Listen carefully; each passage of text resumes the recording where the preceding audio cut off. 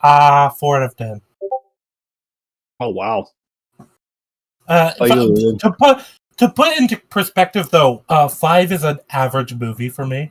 I don't grade it the way a lot of people do, where anything below a 6 is unredeemable. 5 is the average movie. No, I get that. I'd probably give it a 5 out of 10 myself. How about you, Lulu? I'd give it like a 6. It's not bad.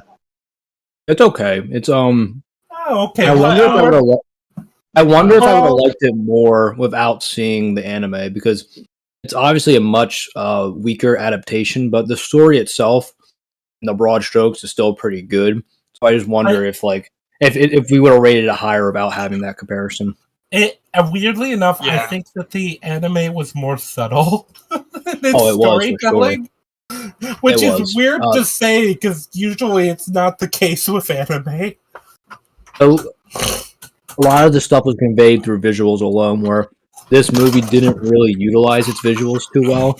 A lot of it was down to explicit dialogue. It felt like it wasn't as confident with its visuals. That's what I would say. And once in a while, like with the when he was wearing the football armor and it was like raining something, like that was probably like the most confident got the visuals. What? I kind of liked that scene. It was the most visually competent the movie got. Yeah.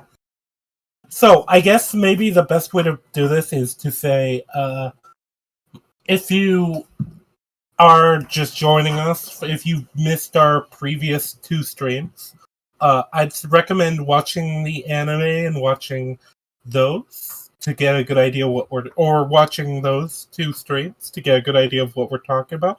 Because I think we can kind of leave the plot aside, outside of where it differs from the anime here. But I'd also refer to our 2 streams, which can be found on Lulu's channel or either Iron or my channel. It differs. So, by the way, Lulu, you failed to properly put our channels in the description again. You do it every time. God damn it! Well, I expect this. I had my link ready. I got my link ready. Hold on. Wait a second. By the way, how shit is my mic? It's fine. It's not horrendous. The stream, it should be fixed. Yep. I also posted my link in the chat. Bruh. Okay, fair enough, actually. I posted the right link. I mean, if you didn't keep fucking it up, he would probably have more confidence to not have to do that. Yeah. Maybe you'll get it next week. Yeah, 4 times the charm, right? Yep. Did you guys feel like I do feel like it was a definite downgrade if we just stick to just talking about this versus the anime?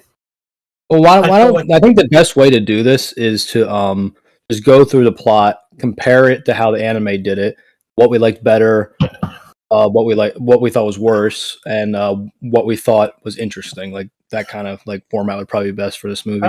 Yeah. That might be a good idea. I think that's a good way to do it. So the movie, Aaron, are you taking point?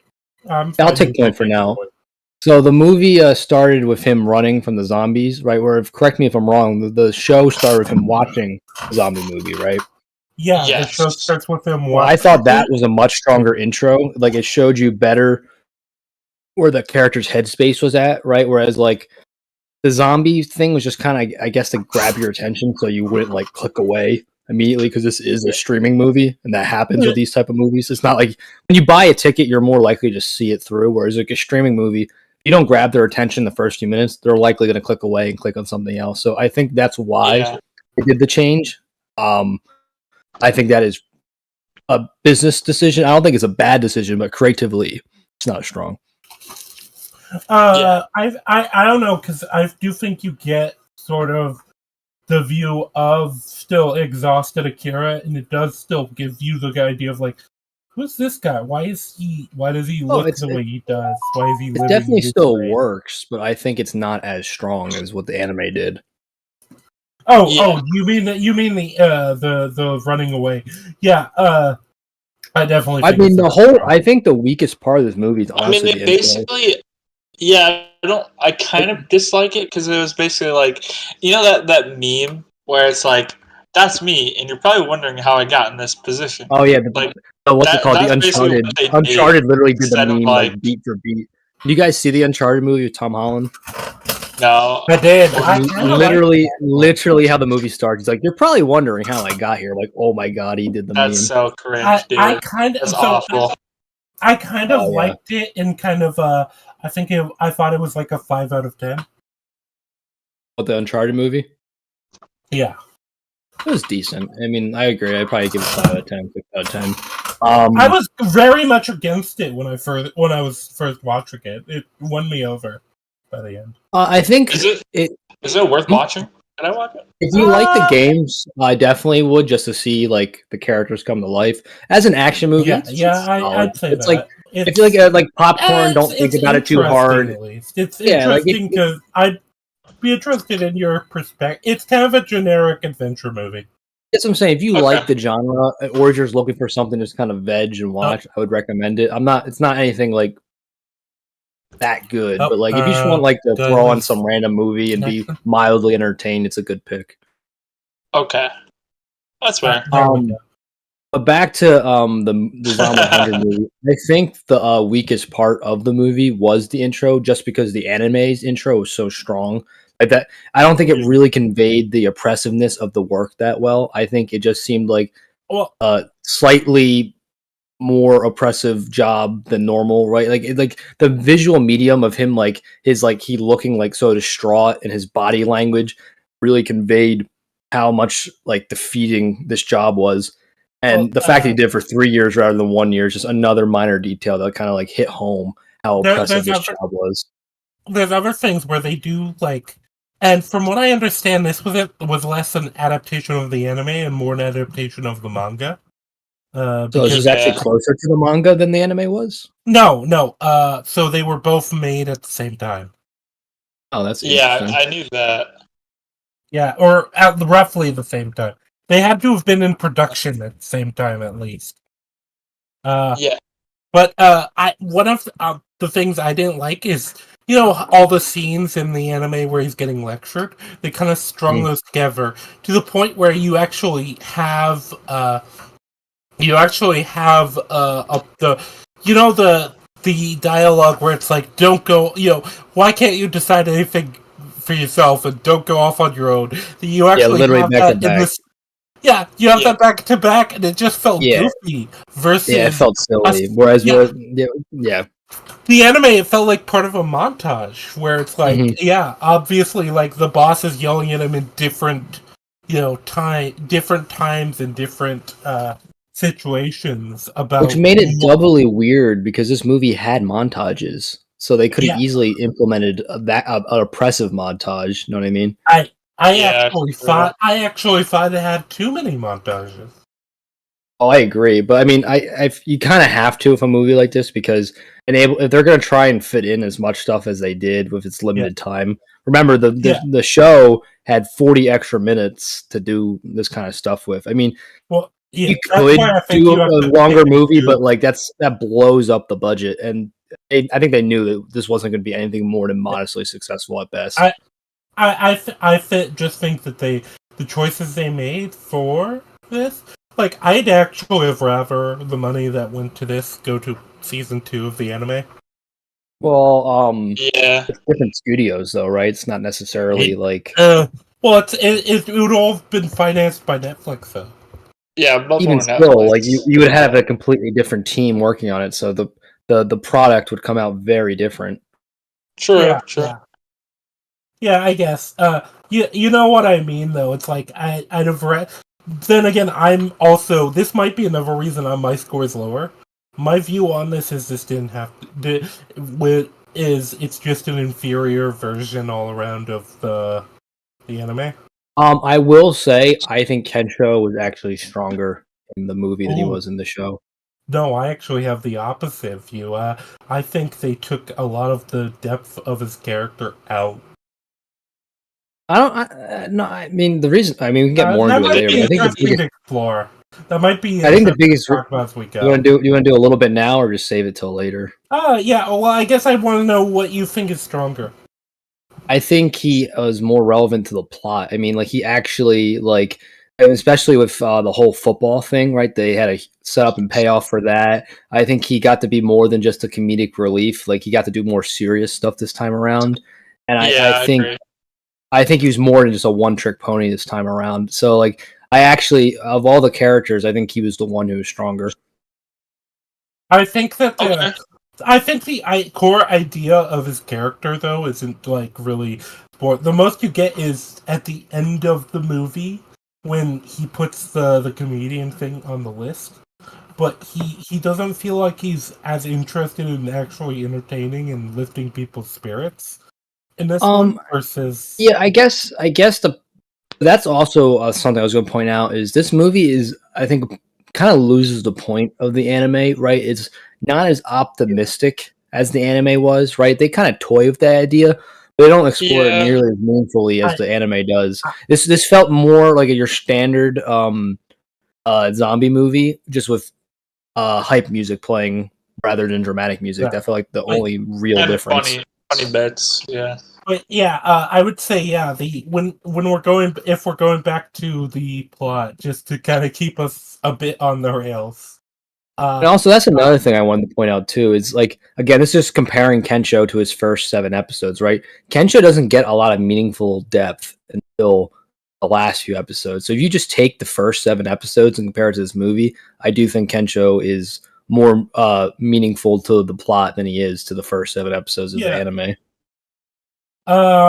It's weird because I don't think he's necessarily that meaningful either way. I think he has a bit of a better role here in that they seem to have wanted to like highlight his importance a bit more to the story. But I don't know. I feel like like I said, I think that them missing the core like goal and core part of the character's character where he wants to entertain people and he wants to make people happy, and he was doing that. That's what led him to sales, but then he realized it was all artificial, and that's why he hated the job. What do you think of the changing it from rugby to football? Because that seemed to that seems like I think I know why they did it. Rangi mentioned that it was kind of like to appeal to the American audiences. And I said I actually kind of like the change because it makes them more like it explains how like Akira is just like not afraid of the zombies and he just like runs through them and like fucking tosses them around. You do that in rugby well. Too. Yeah, but I think this is why I think they changed it rather than just to appeal to Americans. You can't throw the ball forward in rugby.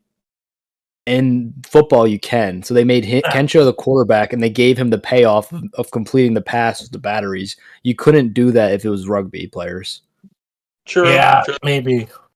Oh, that's. I mean, that's why. It still feels kind of I don't know. I felt like the whole Kensho stuff. I felt like they were trying to do something, and I could see that, and I was kind of okay with it, but it felt he had a way more meaningful role against the shark. Like he had the forklift battle with it. He made the final pass where he didn't before. Like I mean, like I think the shark battle was definitely better in the movie than the anime. I think that's one of the only. Yeah, I agree with that. The shark was cooler in the movie. Was surprised. I like the fact. I was surprised they did the shark in the. The shark felt actually like really menacing in the movie. Like you can tell they used most of the CGI budget on the shark because the shark actually looked pretty decent, whereas like the rest of the CGI in the movie looked awful. Like that plane crash was just so like fake looking. Holy crap! I think that's why they kind of rely on not using too much CGI in the movie. As like Asian film market is pretty good with zombie makeup. I'll say that. Or at least The zombie makeup looked pretty good. It's just the transformation process looked a little janky. Yeah, it definitely did. This is the other thing with Asian stuff and zombies, though, is they make them a lot more fidgety than American zombie stuff. Yeah, I did notice They that. make it more like over dramatic. I think it's a bit more menacing with like all the bone crackling sounds. Like, ooh, like the bone crackling and then the twitching, it kind of comes across as like a natural movement, and so it does set off something in your brain that like something's not right. I think that it works. It's just it's something like I've noticed. Yeah, I like it. It's just something noticeably different, you know? Yeah. Speaking of zombie movies, I guess I have to wait a while to see a few of them because some of my shortlist Lulu just told the ending in his video. I was trying to like help his channel out. He's like, "This is how this movie ends. This is how this movie ends." Like, I'll tell you what, Iron. I'll throw you somewhere on my schedule for people to cover stuff with the next couple of months. You won't even be worried about zombie movies. You'll cover something else. Okay, fair enough. But you don't get a choice in this. So we should probably get back to where were we in the movie? Oh yeah, he's at the office. That's where we're at right now. Yep. He's at the office. You do get the impression of like, oh, it's a terrible workplace. It feels a bit. It's funny because it feels a bit less like. I think it feels a bit less horrific in that. So you get the less time in it, but also. I feel like it was very on the nose just to have Akira say, "Oh, it's an exploitative workplace." Yeah, I feel like very tame and on the nose. Anime was more show than tell, and the movie was just, oh, it's an exploitative company, and I'm working overtime every day. Whereas, like the anime we saw, like all the bosses were abusive. You know, some of the bosses were like fucking molesting the women workers. All the employees weren't allowed to go home for like a week straight. Like just like over the top, like fucked up shit. I think the bloodline, right? That was Rangi's like favorite line. What was it? Like, come back to me when you're pissing blood. Oh yeah, that wasn't my favorite, but I did find it like really funny and like really. It's just. I think I was the one that said that was my favorite line. But yeah, well, that's the funny thing. It feels like in the anime, the idea is like this is so normal to these people that they almost like internalized it already. Like it doesn't come. They gaslight themselves, and this is kind of what happens to a lot of people in bad situations, whether work or otherwise, where you kind of gaslight yourself and like. It's okay. You even actually have a point in the anime where you get like Akira watching the thing after work, talking about exploitive companies, and he's like, "Oh yeah, I'm working for an exploitive company. Must be shit." As he's like exhausted with like bags under his eyes and yeah. Did they change Gonzo's name to Kazuki or Kozukai? They might have been using a family name versus a. Yeah, because I don't remember if Gonzo's last name was Kozukai, but they never called him Gonzo in this, or they called him Gonzo mainly in the anime. Let me look that up. I'll do that while we talk. Do you know what's funny, right? We were talking about how we wanted Gonzo to be the final villain in the anime, and we got our wish in the movie.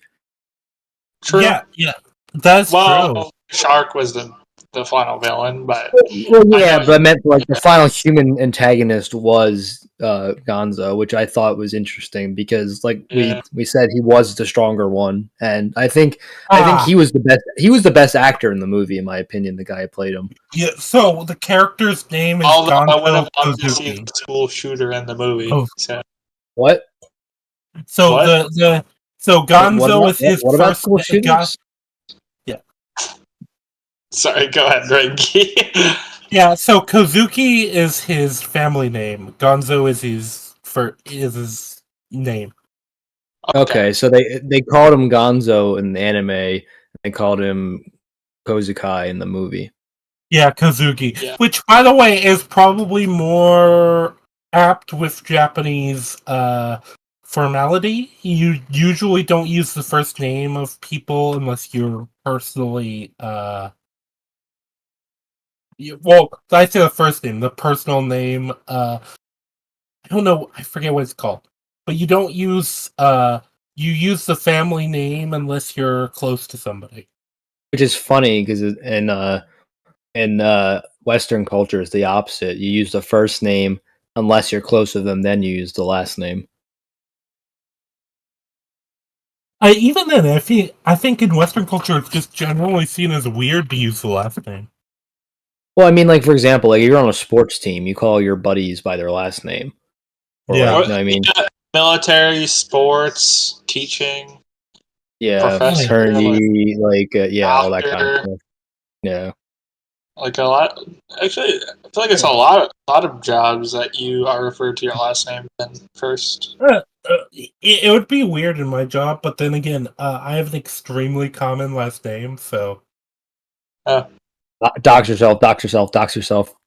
Last name reveal. Let's go.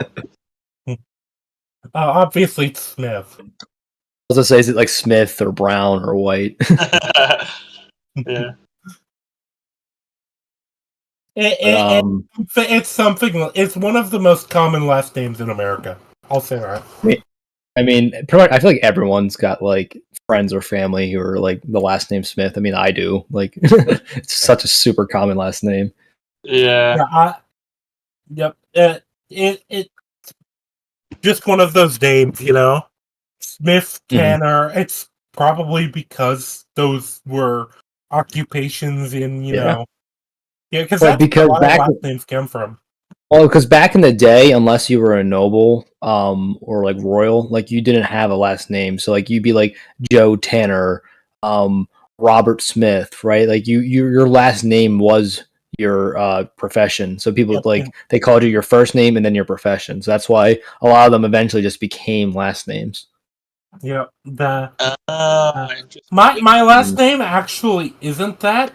My last name isn't Smith. I just used it as an example, as a joke. Wait, your last name what?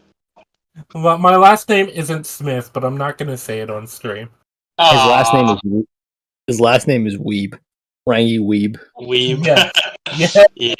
That is my last name. You caught me.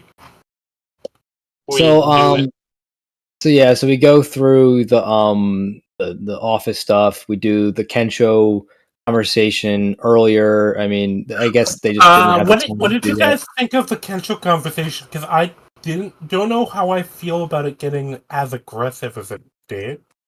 I mean, I think they were just because they had less time. Yeah, they had less time to go through it, so I think they just kind of rushed it and made it as dramatic as possible. Because remember, it was like a 5+ minute scene in the anime. Yeah, well, they're to the point where they're like, "Hey, let's go outside." Basically, they're like ready to fucking throw hands. That was where I was like, I don't know if I feel like this. I think that was the case with a lot of the stuff in this movie. They made things over dramatic because they didn't have the time to be subtle, right? Like you could really feel that missing 45 minutes. I mean, I certainly did. Yeah. Well, it felt like too. I think they could have cut out other things, you know. Yeah, there was. I mean, things they could have cut down. Like the montages went on a lot longer. I thought they were going to. Like, each montage was like 5 minutes. I'm like, oh, okay. Especially because I felt in the montages they showed some stuff that wasn't in the anime. Like they did. I didn't mind that, but I felt what's his name? Akira, showed him like doing graffiti, dyeing his hair, setting off fireworks. Like he was really good with that self-portrait. Oh, that self-portrait I think was the coolest part of either montage. I'm like, well, that was actually pretty cool. That was cool. Yeah, I love how when he was dyeing his hair. Yeah, he's like, yeah, nah. What? Yeah, he's dyeing his hair, and the zombie barber is just like shaking his head at him, like, "Nah, that looks ass." Well, the other funny thing I noted was not only she tied down, she's got like a Scissors in her neck. Scissors in her neck, yeah. They cut a lot of like the zombie gags from the anime, but I'm glad that they created that one because it kind of made up for it. Yeah, I was gonna say it's kind of hard to depict zombies one. farting in live action. I don't know how they would have done that. Hey, they could have done it. Okay, Z Nation did it. All right. They did that gag like 3 times in the anime. It was just like it was always so random, and then, like they never really like hung on the moment. It just happened, and they just like moved on, pretend it didn't happen. Yeah, well, the live action, a lot of zombie gags that they do are more visual in the form of like the outfits and stuff that zombies are wearing, or how they're dressed, or stuff like that. Yeah. So, what do you guys think about a girl actually being in love with the boss? I didn't like it. Oh, I was the one that mentioned that in the group chat. I thought that was interesting. Well, I thought it was weird too. I don't know if I like it or not. You get the line from her about like, "Oh, what you want," and I was like, "Oh, so they're just being a bit less subtle." But yeah, she's sleeping her way to the top, where she wanted to actually like be doing something in the industry, but because it's more useful for her, she's slept her way to like better success, and that's what I thought they were doing. And then when they have her be like, to the zombie later, you said you were going to leave your wife for me. Yeah, like very implied that. I didn't like it. I didn't like it. Yeah, I thought the thing that adds to the whole tragedy of the scene in the anime is that he was like controlling and using her, and he's like the one that bites her, and that just makes it like extra sad in the anime. Well, I always viewed it as quid pro quo. It's like, yeah, he's using her, but she's also using him because she's like, using it to have an easier life in the workplace. Like, I love that that they toned down like the sexually like sexual assault like implied things in the movie, and then just like show straight up like zombie tits later, like that's objectively somehow better. In fact, I'd have rather they just showed normal woman tits. Like we're gonna tone down this movie for kids, you know. We don't want all that sexual assault stuff, but let's show a nude woman. Multiple. Yeah, makes sense, bro. Makes sense. I was okay with them removing like Kensho's like naked bit. I feel like in live action that would have been like super weird. Super weird. Like, it would have made him look like a pedo. Mm-hmm. So that's something that definitely wouldn't work in this medium. Yeah, agreed.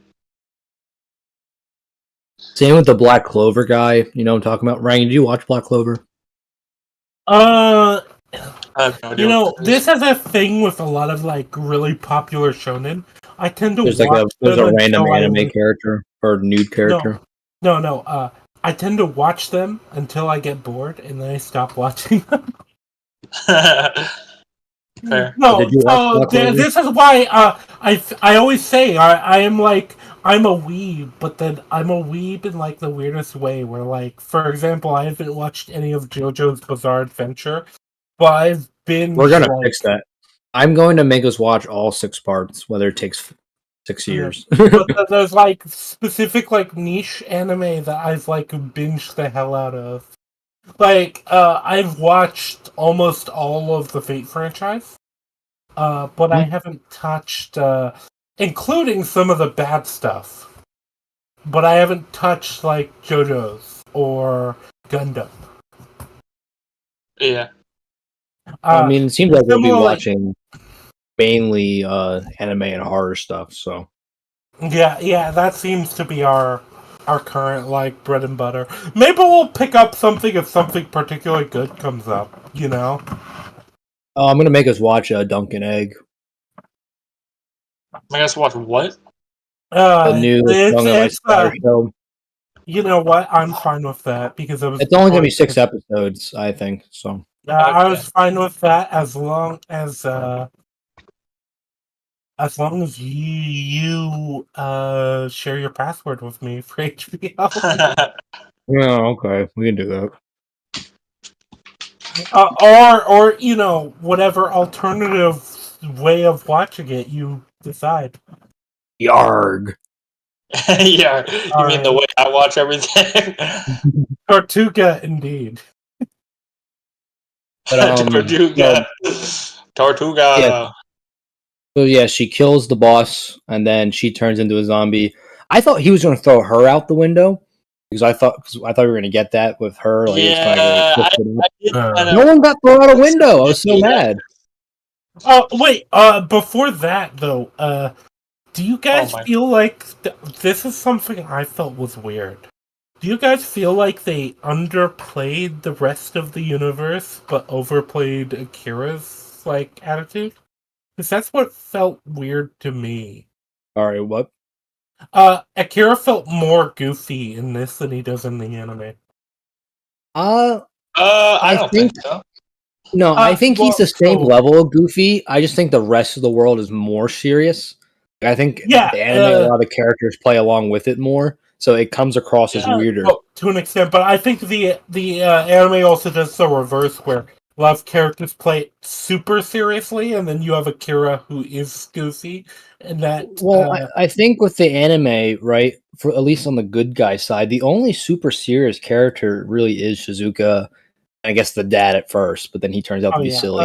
But I have things to say about Shizuka because she's probably the character I think is harmed the most in this episode. I agree. I think Akira is definitely not as good as the anime, but is mostly the same character. I think Kensho is actually. Yeah, I agree. Akira's probably the closest to his anime portrayal. Yeah, I agree.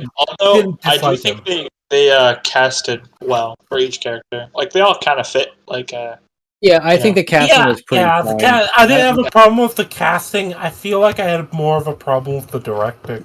I'll just say, the writing was okay. The casting was solid, but the direction I think was pretty lackluster, especially with how good the visual direction was in the anime. Like I said, the one time I was like, "Huh, it's actually like pretty competently directed." Was when he had the football gear and he was running through the zombies. Like that was pretty competently directed, but the rest of it kind of felt lackluster and aimless. Yeah. Was there anything we want to talk about for the chase scene before he gets to Otori's apartment?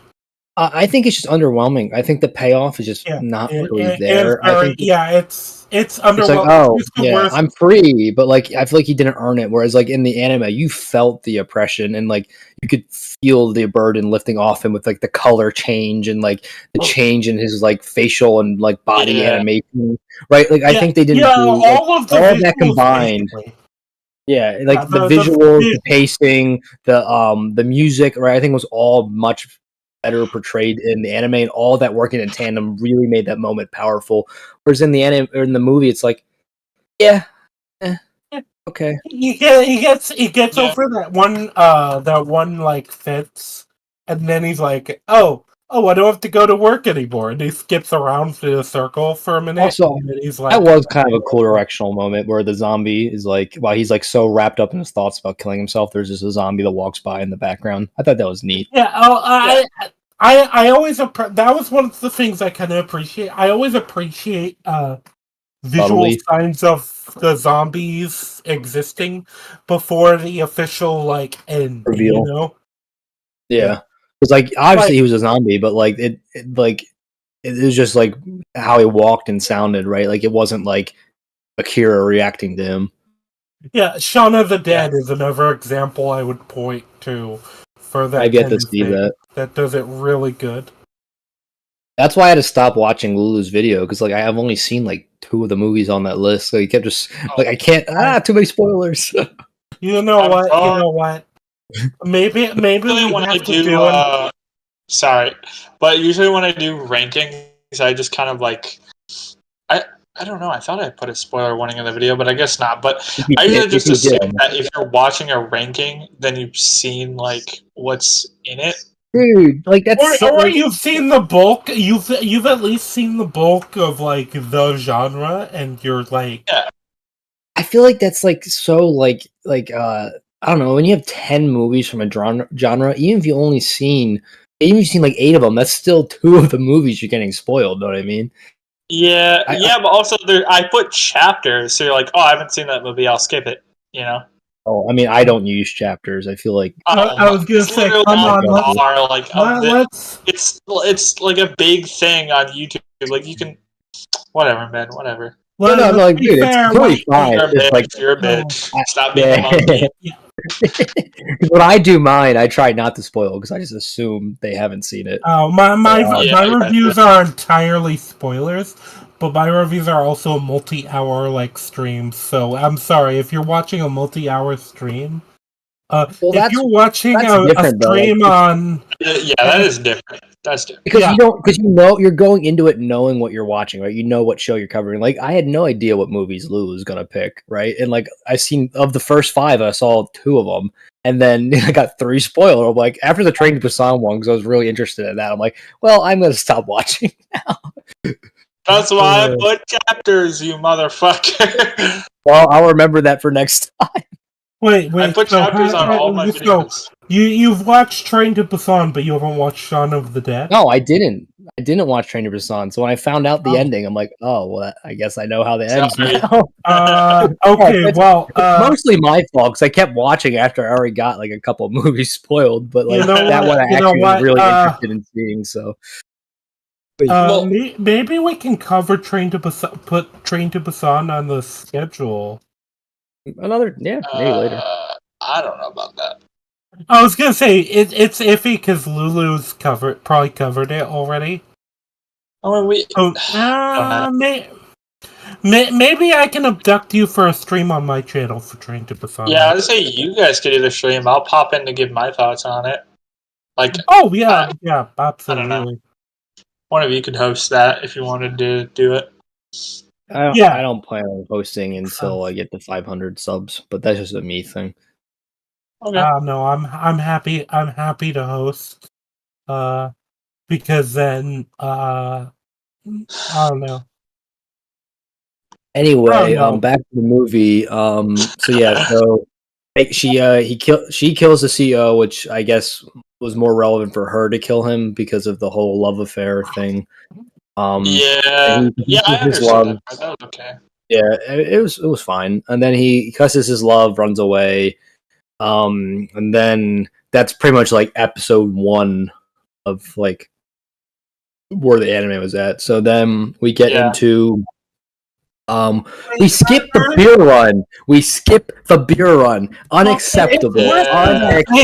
They split the beer run because him going to Otori's, he runs into the couple. It's so much lamer. Oh, I want salt. Yeah. No, you should want beer. Who cares about salt? You want beer. Well, no, hold on.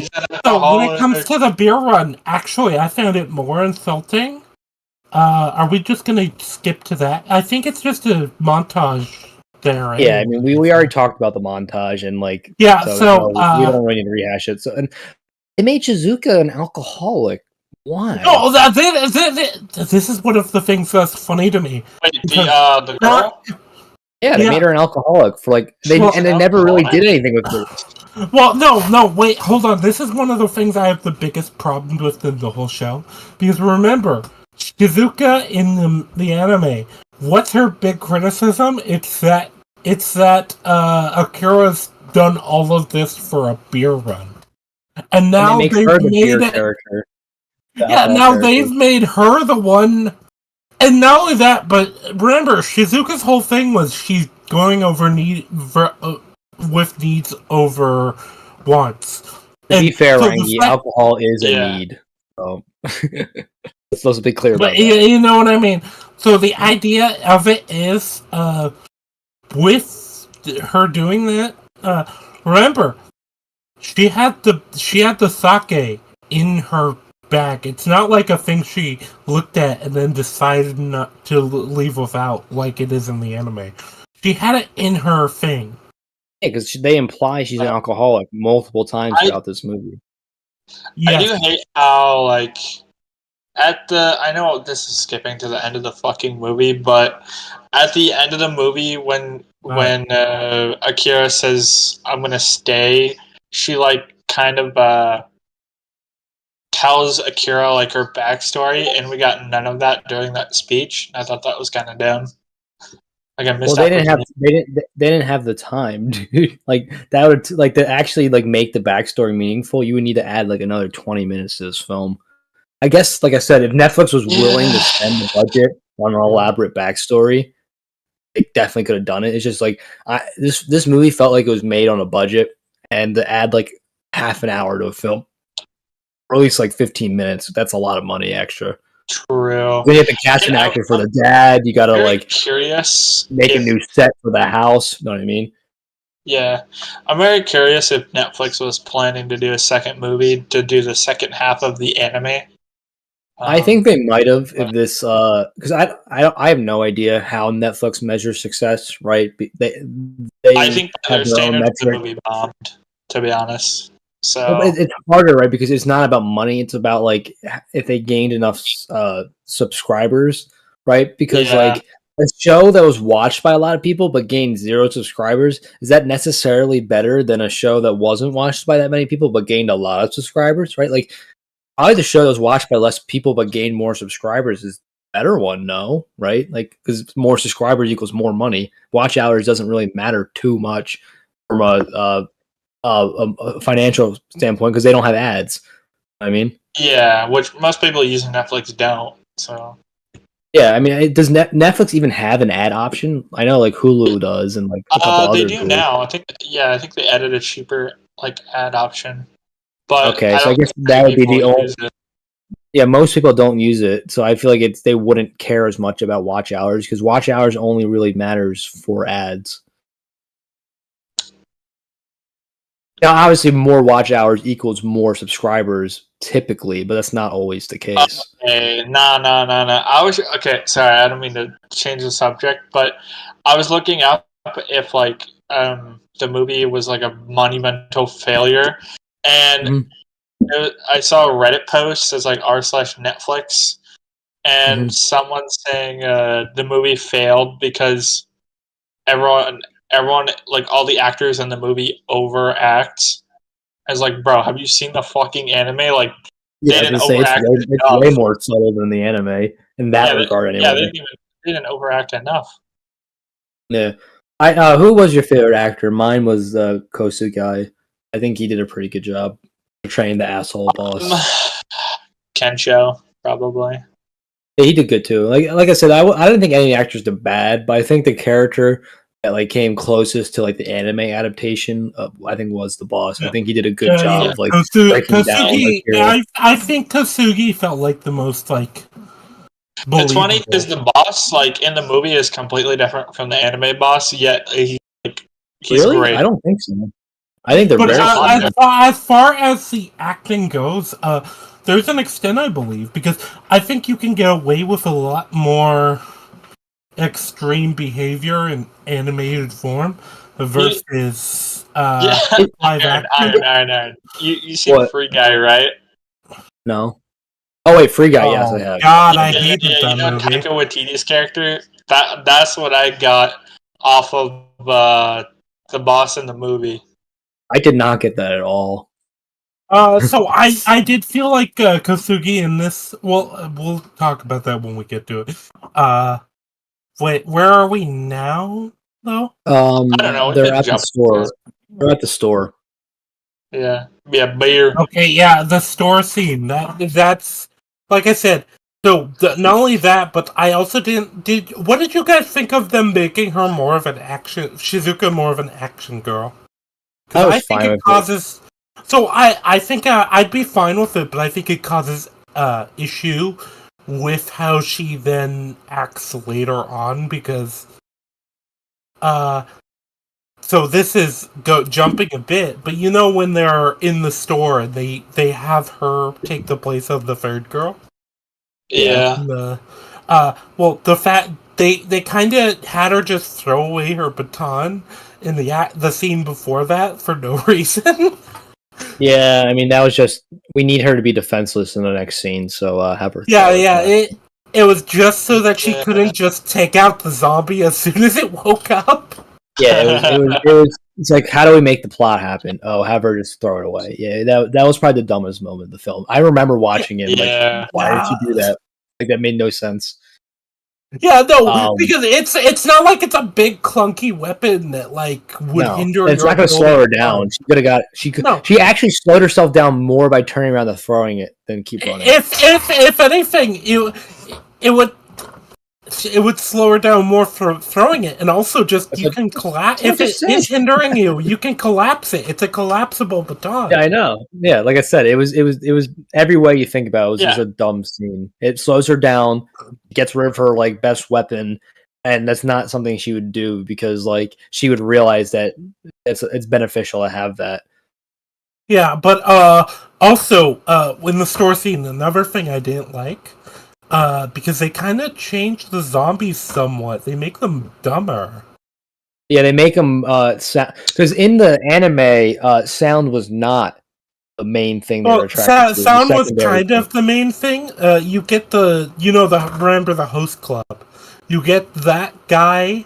Once the explosion happened, he's saved because the zombie turns around. But that's an extreme incident. That's the only. I was gonna say it was not just sound in general. It was major explosions or because the zombies didn't react to stimuli as much in the anime as they typically do, whereas they really reacted to stimuli in the movie.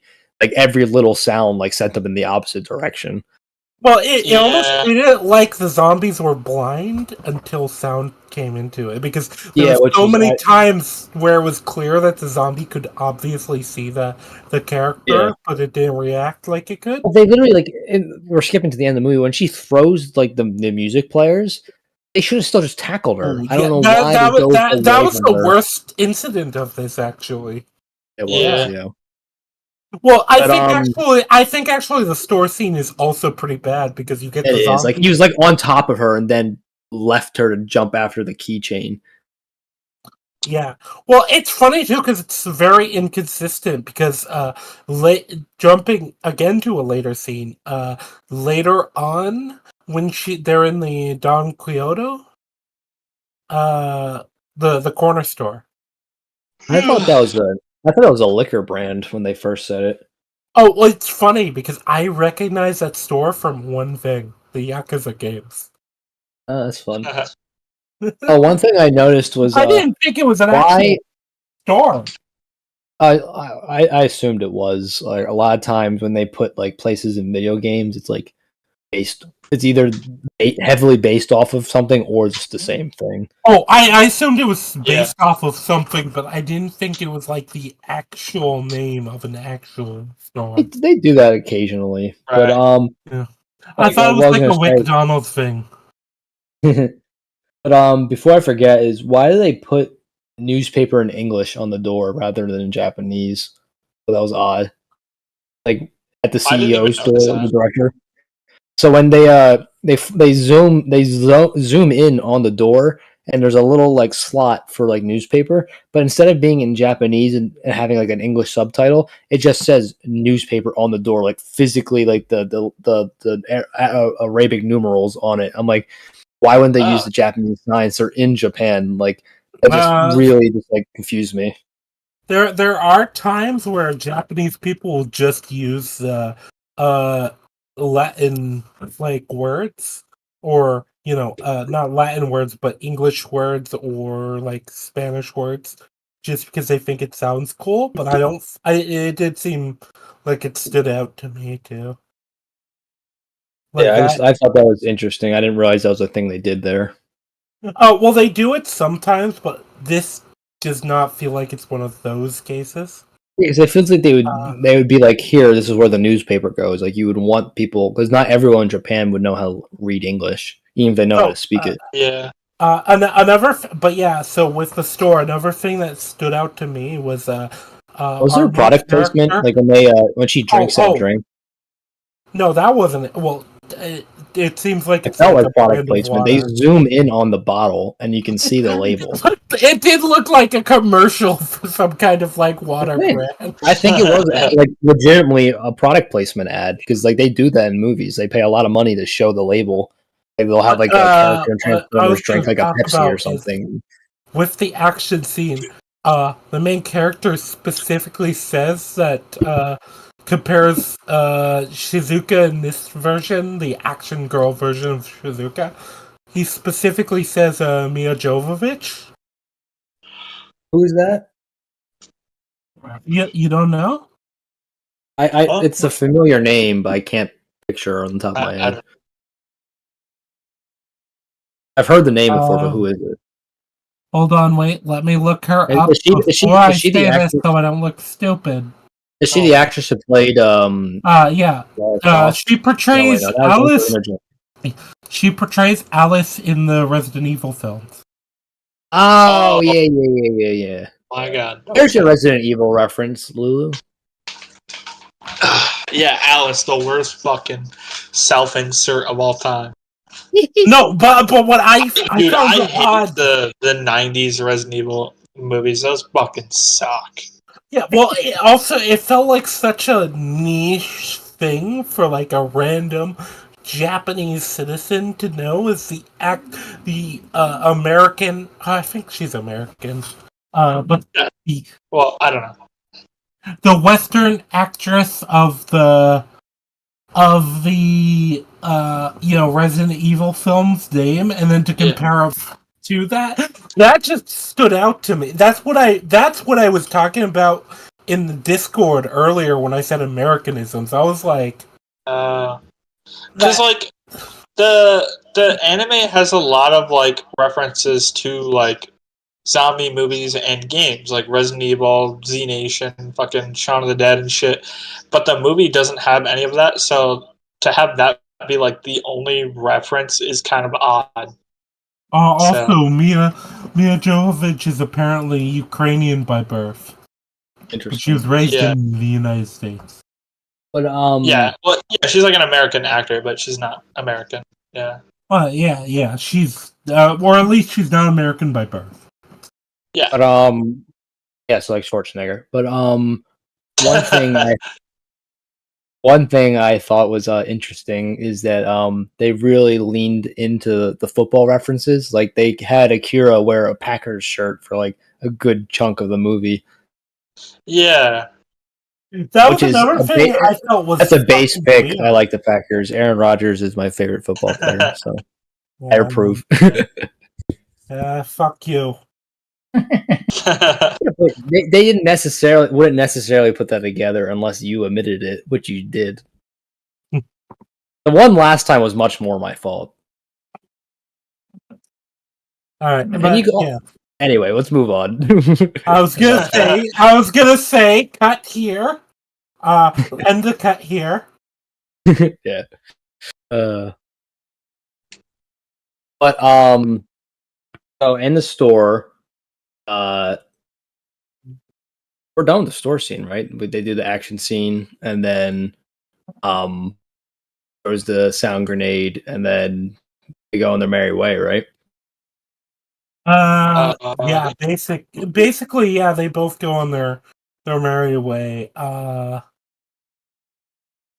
Like I said, I don't like that they changed it from a beer run to like the steak run or the run for seasoning, because I also think him leaving the roof to get seasoning makes no fucking sense, because now your steak has been sitting out there getting cold for I'd rather him just gotten beer. Like, come on, why'd we get rid of that? Yeah, it's like, look, you've already cooked the steak.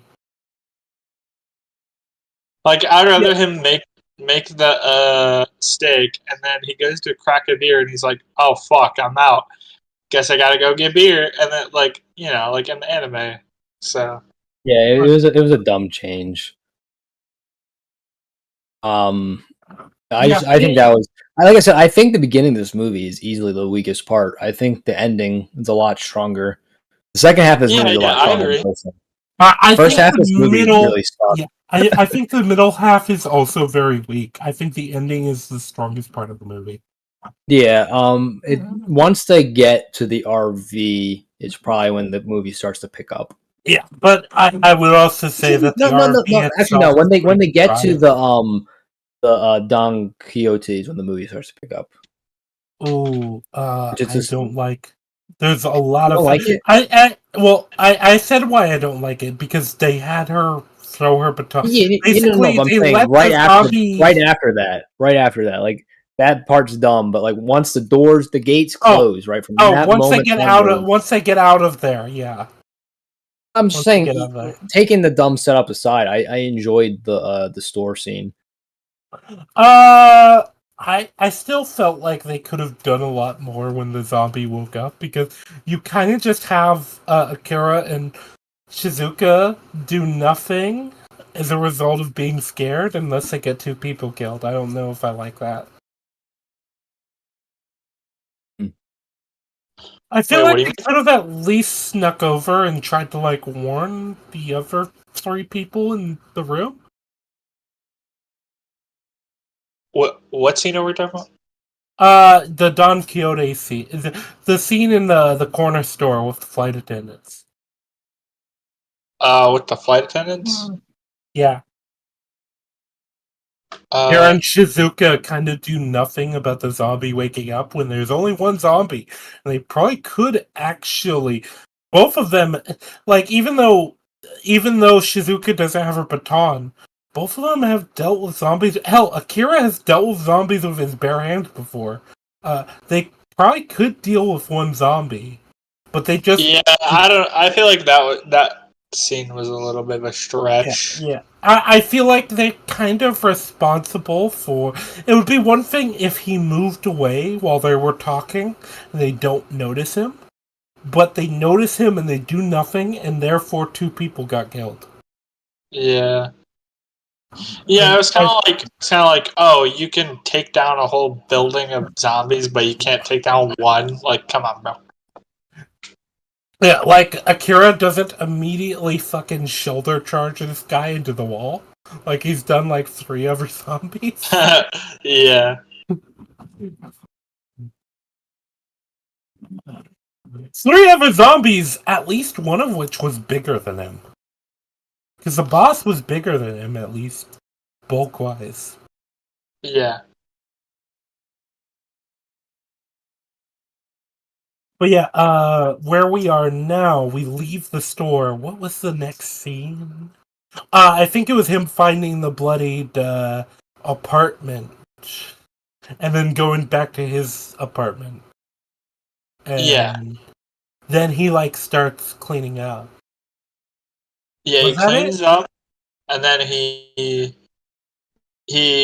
realizes like he misses Kensho or whatever, and he like calls him.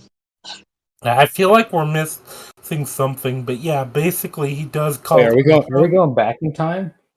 Oh no! Wait, you're right because he finds they moved the couple scene in this to the first to with Atori. Yeah, and the cleanup scene is after that. No, I got confused. Yeah. So after the store, what happens, Iron? Shit, because after the store, he goes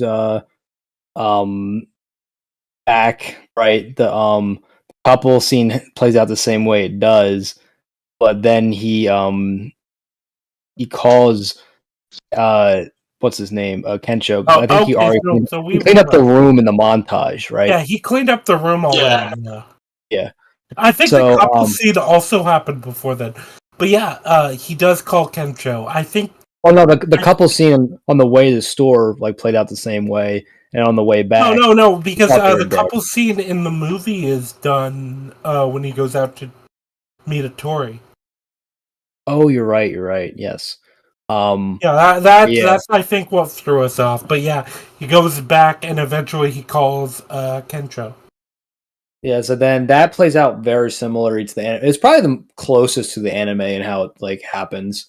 It's pretty The only difference is we don't get like the rooftop jump. Yeah, which you're right.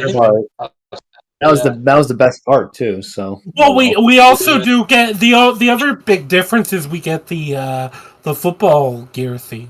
Yes, that was pretty cool. I will give it. It was shot really well. My favorite scene in the movie, probably. Yeah, I think it's a good contender. It's shot like I said. It felt like whoever shot that scene was a different director than the rest of the movie because it was just way more confident than the rest of the movie was. Yeah, my only problem I think is the problem of so they're trying to still do the tone swapping thing, and I think they don't do it very well. But I don't think it's isolated to this scene. I think you can point to a lot of other things before this. Yeah, the balancing of the tone was done much better in the anime than the movie. Yeah.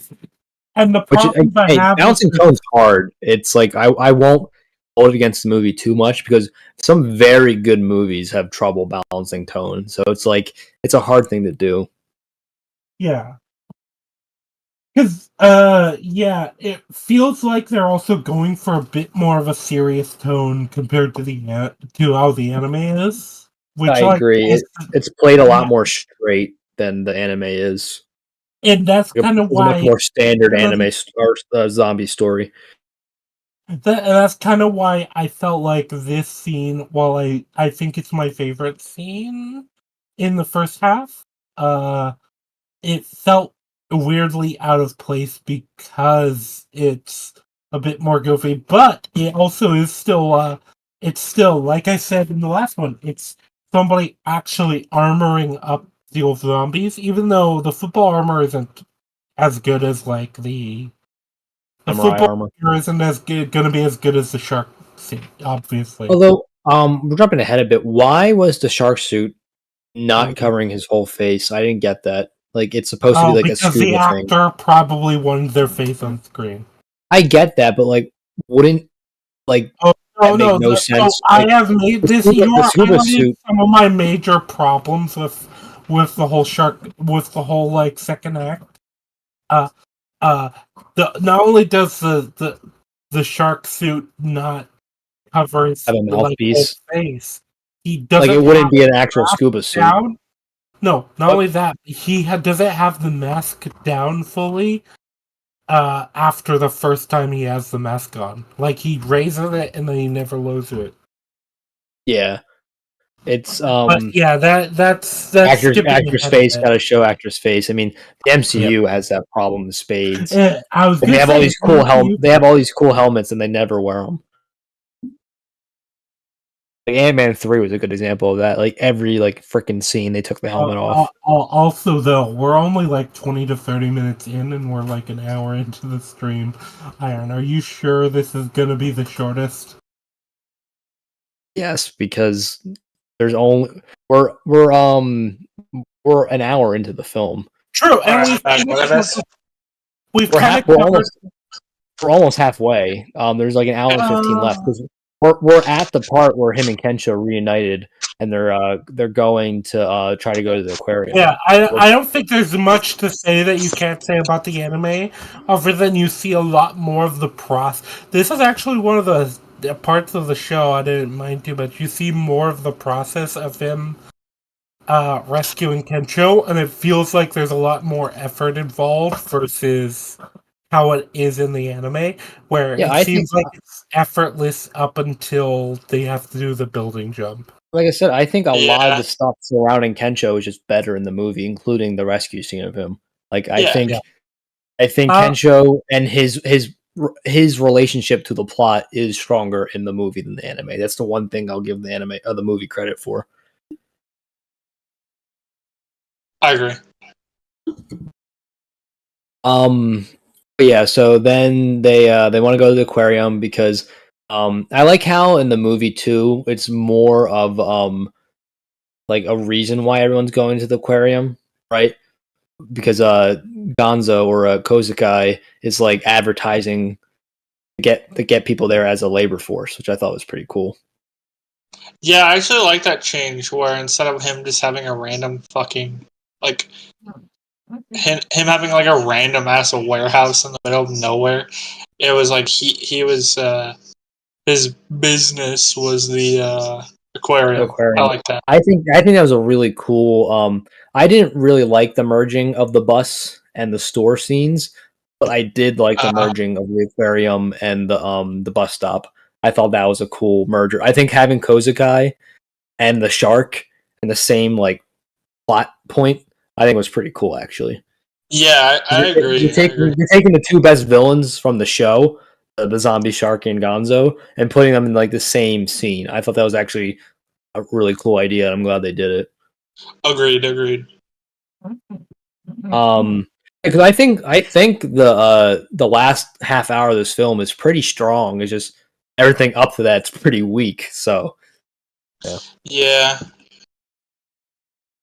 But yeah. So we're at the I'm in the store because like we said, we already talked about her like throwing her baton away and all that. So they're in the store. Anyone want to take lead from here?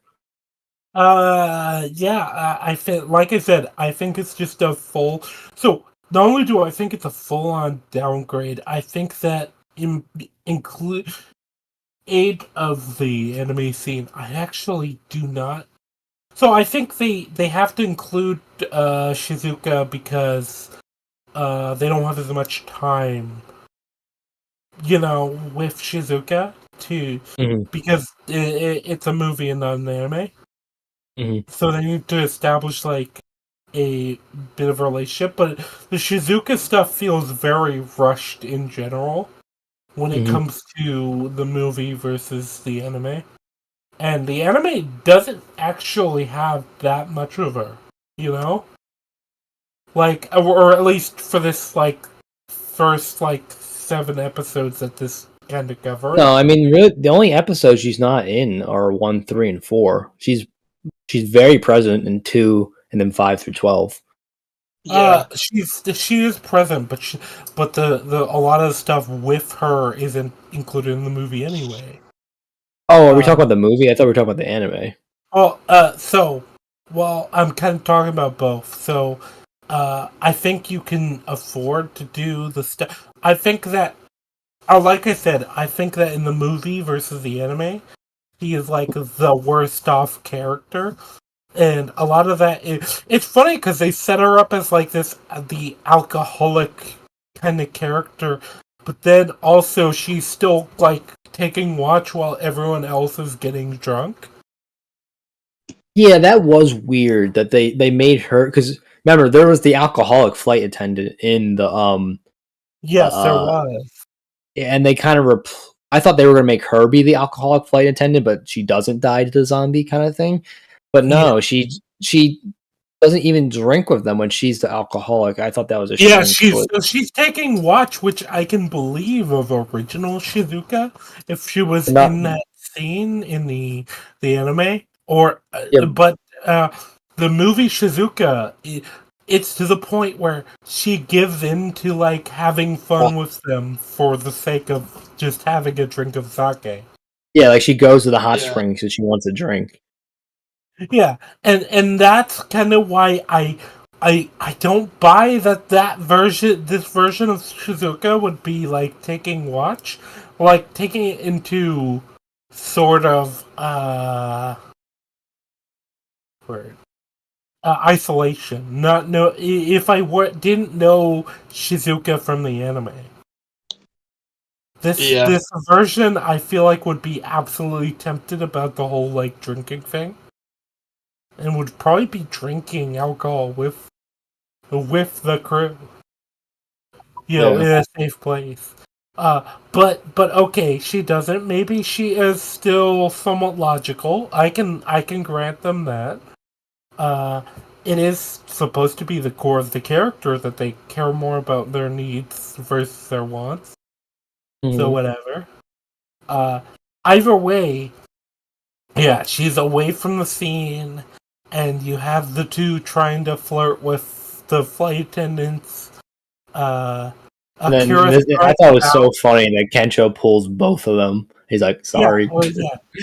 I actually thought that was fine. I can believe it because Oh, I can too. I just thought it was hilarious. yeah, this version of Akira feels a lot more socially awkward, but Akira was socially awkward in the anime too. I think it's because in an anime, right? Like you can't really portray body language as well as you can in live action because you can. Don't get me wrong; it's a lot harder because our brains understand like actual human body language a lot better than like a 2D one. That's why like the old Disney movies, they have to really over exaggerate the expressions because subtle body language on a drawing we're not going to catch as well. Whereas we do catch subtle body language on actual people. So that's why a lot like the Lion King and Beauty and the Beast are over exaggerated in their expressions because we're not going to catch the subtleties because our brain doesn't work that way. Yeah. There's a truth to that, and that I've definitely seen times where animation has caught like subtle stuff, but it is a lot harder to do because the brain is kind of wired to catch that stuff with like real people. Mm-hmm.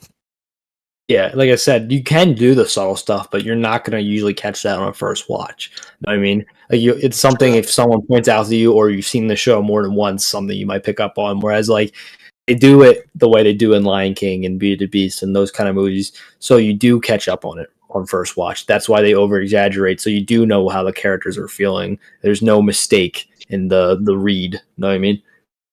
Yeah. Well, because you're also kind of catering to I feel like this sounds condescending, but you're catering to the lowest,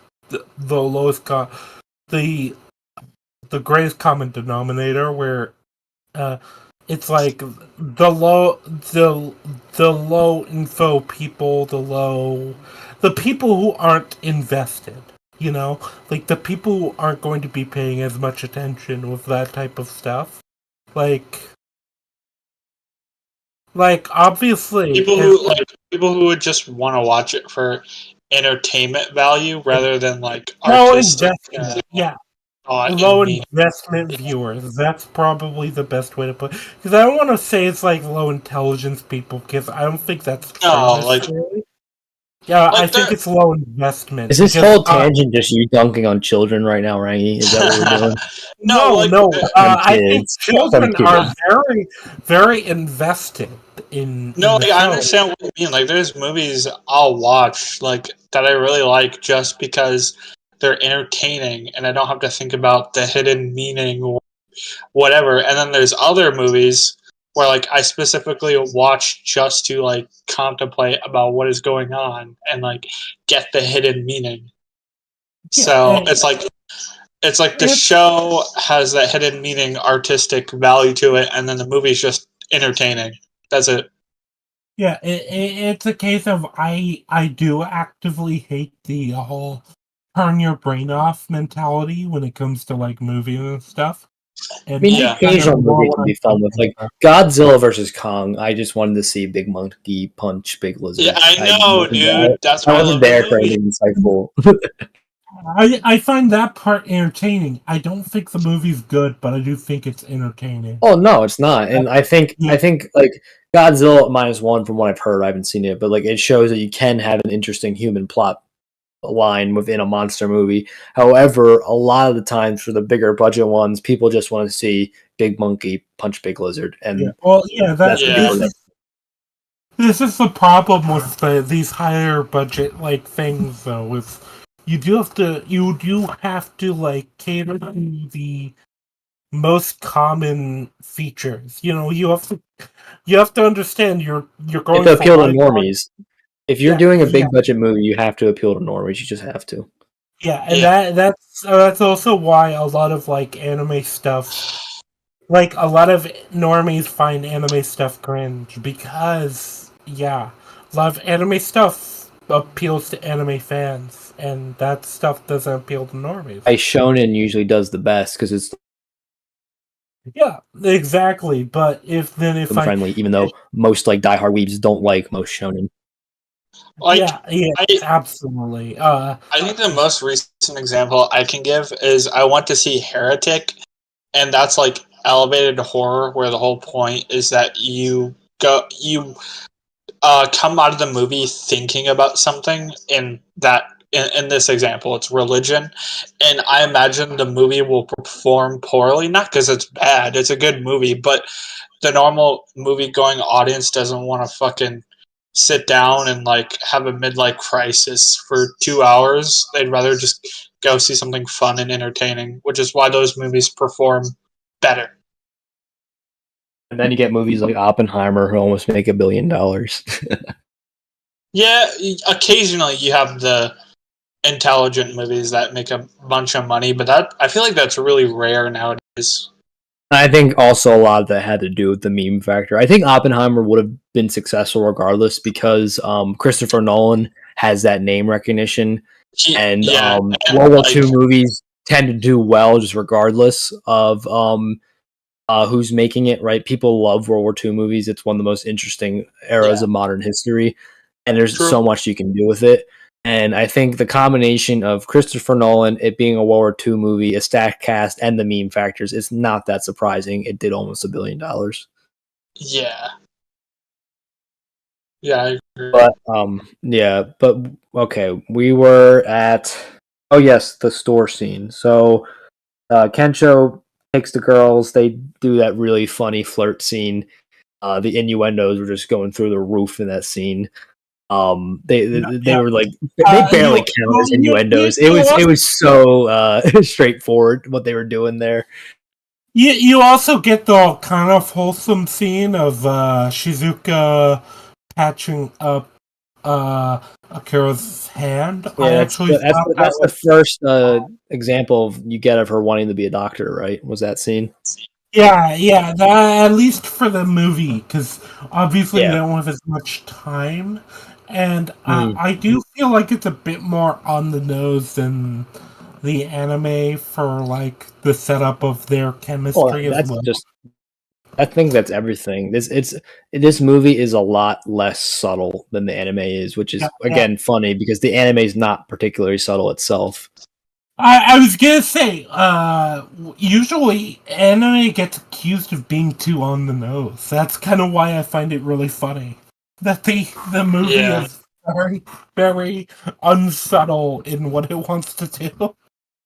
Yeah, because it wasn't a necessarily high bar to be more subtle. Like, I mean, there's some cool visual stuff they do in the show, but other than that, all the dialogue is very explicit, and they just did the same thing, having super explicit dialogue again.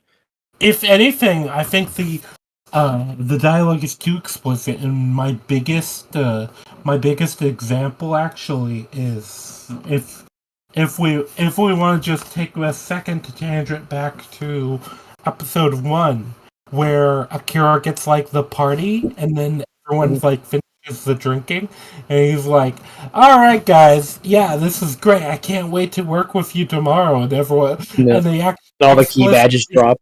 Yeah. Well, yeah. So in the anime, it's all the key badges drop, and that's when he's like, "Wait, hold on." Versus in the movie, he explicitly says, "All right, I'll see you guys tomorrow." They're like, "What are you fucking talking about? We're going back to work." Yeah. That was another thing that was interesting. The other than Ozukai Gonzo, the other workers showed up again later in the film. Oh yeah, that was interesting, but also they highlighted this is something we didn't talk about earlier, and I actually remembered I wanted to talk about. They kind of highlighted. Remember when they're doing that scene of them like at the bar. The other workers are a lot more explicitly kissing Gonzo's ass, so to speak. Yeah. Where there's a point where one of them is like, "Oh yeah, Gonzo's amazing." Yeah, it's like, "Oh really? What's amazing about him?" And he's like, "He's just amazing. He's like a living god." Yeah. It felt it felt a lot more on the nose, but it was kind of funnier. Because it was more obvious what was happening there. versus I feel like the anime was a lot more like soulless corporate stooges, where it's just like, yeah, we've got a quota to meet, you know. Yeah. It's two different sides of coin that exists, you know. Mm-hmm. Yeah. And then another thing that I thought was interesting is the neighbors came back. That was interesting too. Oh yeah, no, well, because they didn't. It's real that they died. Yeah, they survived the whole thing. Yeah, that felt weird because you got like the shot of their apartment that's like all bloodied and stuff, and so I'm like, what happened? Because there's no bodies in there. There's no like zombie bodies. Well, was there bodies? There wasn't bodies in the anime either, were there? Well, there wasn't, but the neighbors don't come back, so. Well, yeah, because I think that's actually smart on the movie's part, is because in the show it's implied that they died, whereas you're led to believe that in the movie, and then it's like kind of a little surprise reveal that they're not dead. So I thought it was kind of cool. But you have to ask, where are the dead zombies though? Because there's still all this blood in the apartment. So where did that come from? They probably just escaped, right? Zombie blood is the same color as human blood. But there's no zombie bodies. Maybe they like removed the bodies from the apartment. I don't know. I mean, the one thing that both the anime and the movie never answered is, how did the CEO get bit in his apartment? I mean, we saw there were a lot of zombies just randomly around the apartment, so it's not that hard to believe. But my point is, right, that like she wasn't like turned yet. He took a while to get there. You know what I mean? So like, did the boss like go outside, come back, get bit, come back in, shut the door, and because remember, there's no other zombies in the apartment. It's just the boss. Yeah, I think it's assumed he got bit like on his way there. Yeah. Yeah. It's just like the door shut. You know what I mean? How did no other zombies get into the room? Yeah, what I mean is maybe he got bit and thought it was like a random homeless person, you know, on drugs. Yeah. And then I guess. I mean, I feel like it's just like you're just gonna have to. Yeah, it's always kind of moment.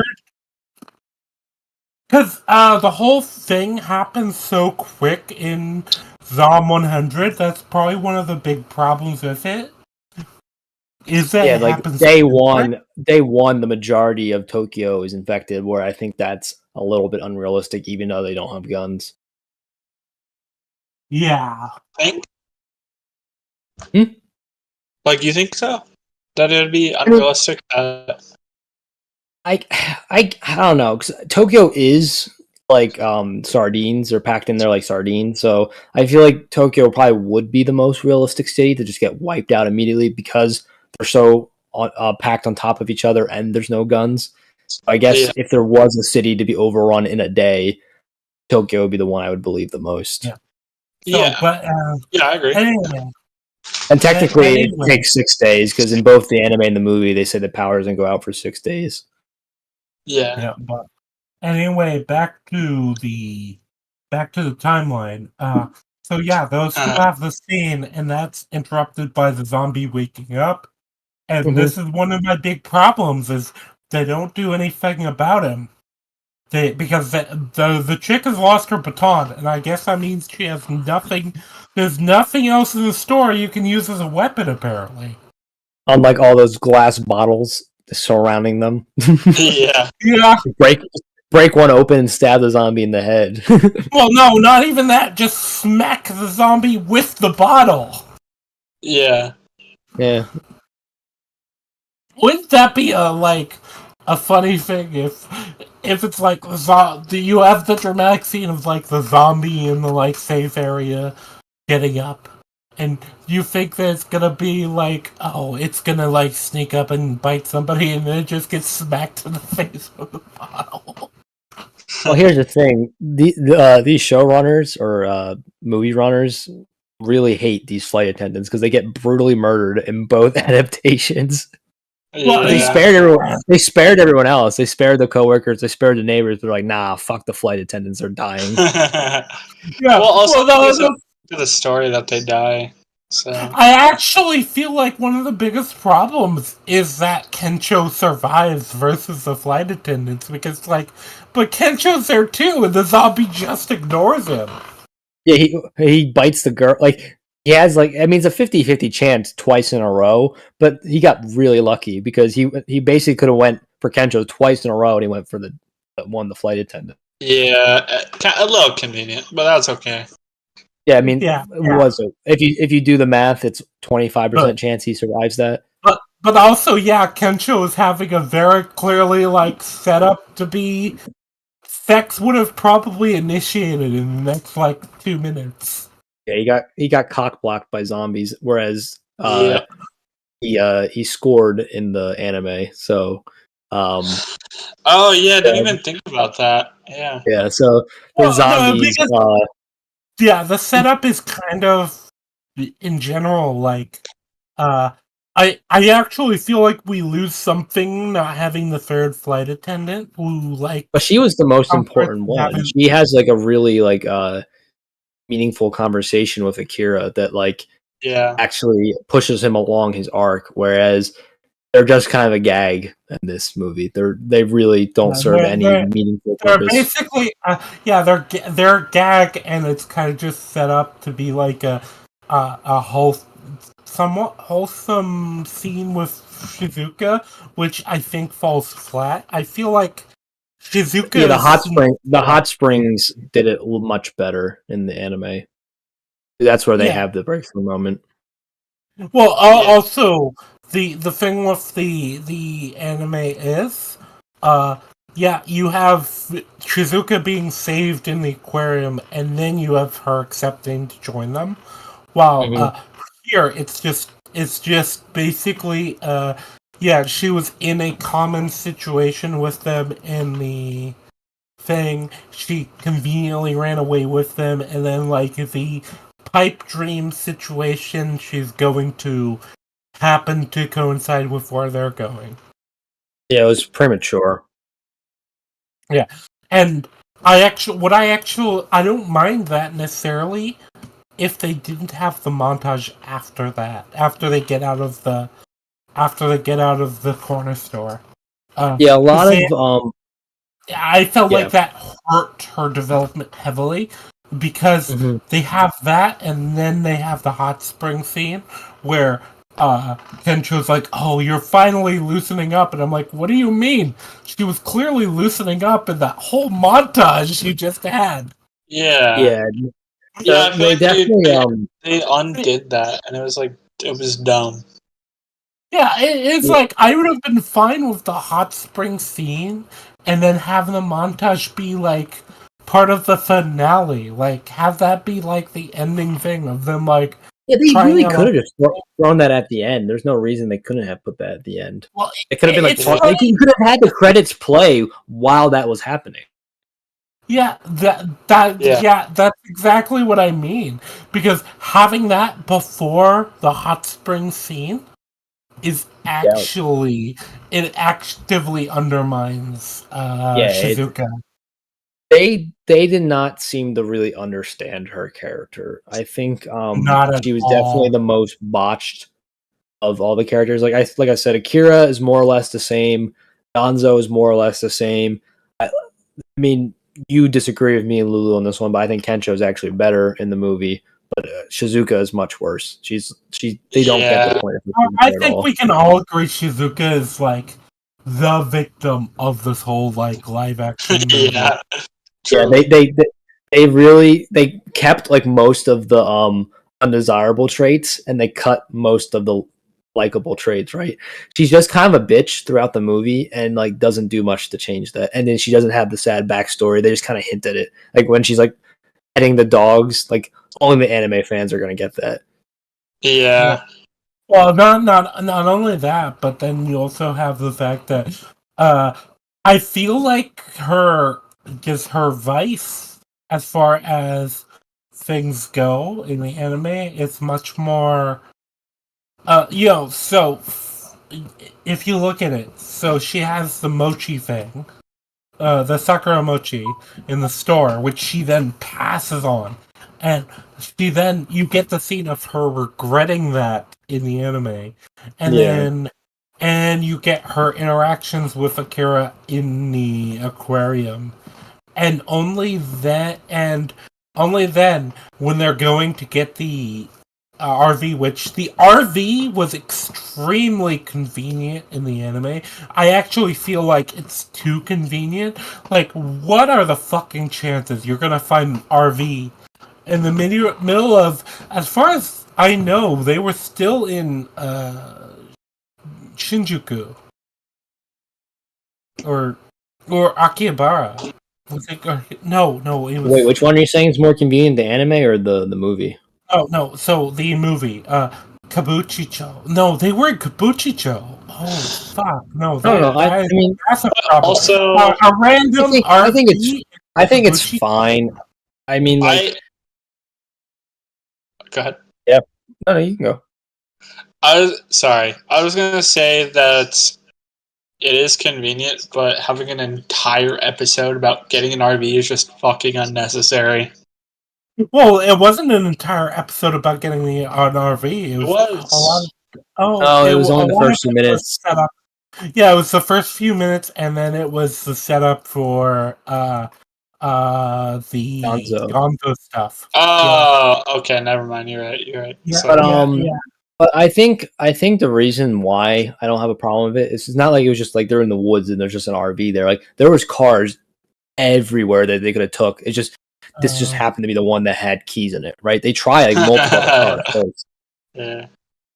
Well, yeah. I think the thing is, RV. From what I understand about Tokyo, I feel like an RV is such like a weird vehicle to find randomly in a pleasure or a red light district of Tokyo. You know, maybe it was a tourist. I don't know. I mean, it's a bit convenient, but it doesn't like take me out of the movie. I mean, especially since in like a few scenes prior, there was just her throwing away the baton, so the next scene could happen. Either way, I think we can highlight this, and then we can kind of, because it's just that really cringe montage. We can kind of talk about them getting into the RV, skip over the cringe montage, and just talk about like the Hot Springs episode was not nearly as good as the anime, and just doesn't work. Well, I mean, the thing is, right, they kind of shove episodes 5, 6, and 7 all into like that last half-hour segment, but I think it actually works. Like I said, like the part of this movie that works the best is the last like 30 minutes. Like, I was actually like really engaged in the last half hour because I think mixing the aquarium and the bus stop plot lines, I thought was actually kind of genius. And that was, I think, the best idea of the show. Yeah, because I think most of the changes were neutral or negative. I think, like I said, the one positive change we talked about in the first half was the football helmet, like fighting through the zombies. Like we all agreed that was better than how the anime did it. But I think this is only the second instance where like a major change was like better. But as far as the RV, they make it to the RV after, the girls are or not even defeated, they kind of just leave them zombified. Yeah, I mean, they do it a lot in the anime as well. They'll just leave behind. They did it with the flight attendants. They did it with the girlfriend or the love interest, right? Like, they don't really kill a lot of zombies other than Beatrix, who's just not in the movie. Well, Beatrix and Akira later, because they're the two. Does Akira really kill him? He just kind of knocks them down, and they just don't get back up. I mean, like, do zombies get knocked out? Like, can you kill a zombie with a punch? I don't know. That's the funny thing, is we don't really know if he kills them or not, but we know he killed the boss, because I don't think the boss zombie, the zombie of his former boss survives. Well, yeah, he pushed him out of a skyscraper, and he's not getting back up. Like the top apartment of like a massive apartment, luxury. Yeah, he fell like 10 stories at least. He's mush. Yeah, but Yeah, it's weird with the anime. We don't really know. We don't really know exactly how the zombies even work in the So I anime. think one thing The Walking Dead does a good job is that like the zombies as they like age, they essentially they get weaker and easier to kill. Right? Yeah, Like they fresh zombies. decay. Yeah. Yeah, fresh zombies you Uh, can't like really kill with blunt objects. You need like piercing damage. Whereas like Yeah. unless you have like a baseball bat, right? Something that can get like a lot of force. But then like the more decaying zombies you can just kind of kill with like your bare hands because they're like falling apart on top of you practically. Yeah. I'll be right back. I've got something I've got to deal with. Well, good. Okay. So we're at the basically the tire spikes. So again, the Okay. crash, but yeah, since there's no they abandoned the motorcycle. There's not really Yeah, I anyone was who needs kind to of be sad taken care about of. that. I thought that motorcycle is like iconic. It's like they kind Yeah, of it just looks left sick. it, like, bruh. Yeah. I guess it's just I think easier to film I think without I it. would have like I liked the story of the anime where Kensho gets injured, which forces Akira's hand. Mm-hmm. So Yeah. I do think just the tire spike is dumb because they could have just gotten another vehicle. So Well, no, because what happens is they get like kind of like taken. Know what I mean? Like they descend upon the vehicle and grab them. Oh, they're all like delirious. oh yeah, I got you. They like wake up in the compound, but I think the Yeah, reason they I probably just meant like changed it. later, like they could just leave, like at a Well, later it's point. actually it's easy, way easier to leave in the anime than the movie because in the movie they have the guard zombies. Yeah. By the way, Like that is literally directly The stolen from Walking Dead. Walking Dead. Yeah, Yeah, I was gonna say like that completely. I wrote in my notes like this looks like it's ripped straight out of The Walking Dead. yeah. In Walking Dead, in the Negan's compound, I can't remember what the building's called. Sanctuary. The Sanctuary. He basically Mm. makes a boat of zombies. So like completely circles the building with Mhm. zombies so that no one can get in unless they go through Uh, like a gate or whatever. So Mhm. I mean, it was pretty I'm back. smart, right? yeah. They like to prevent robberies, right? They had a moat of zombies, and then they would distract them with sound, and then let the trucks in, and then they would close the gates. Yeah. So, Like, when it comes to the thing, the tire spikes, I actually have thoughts about that. well, the I reason didn't they like it as go on, yeah. much. Yeah, I didn't like it as much. I felt like it took a bit of agency out from Akira.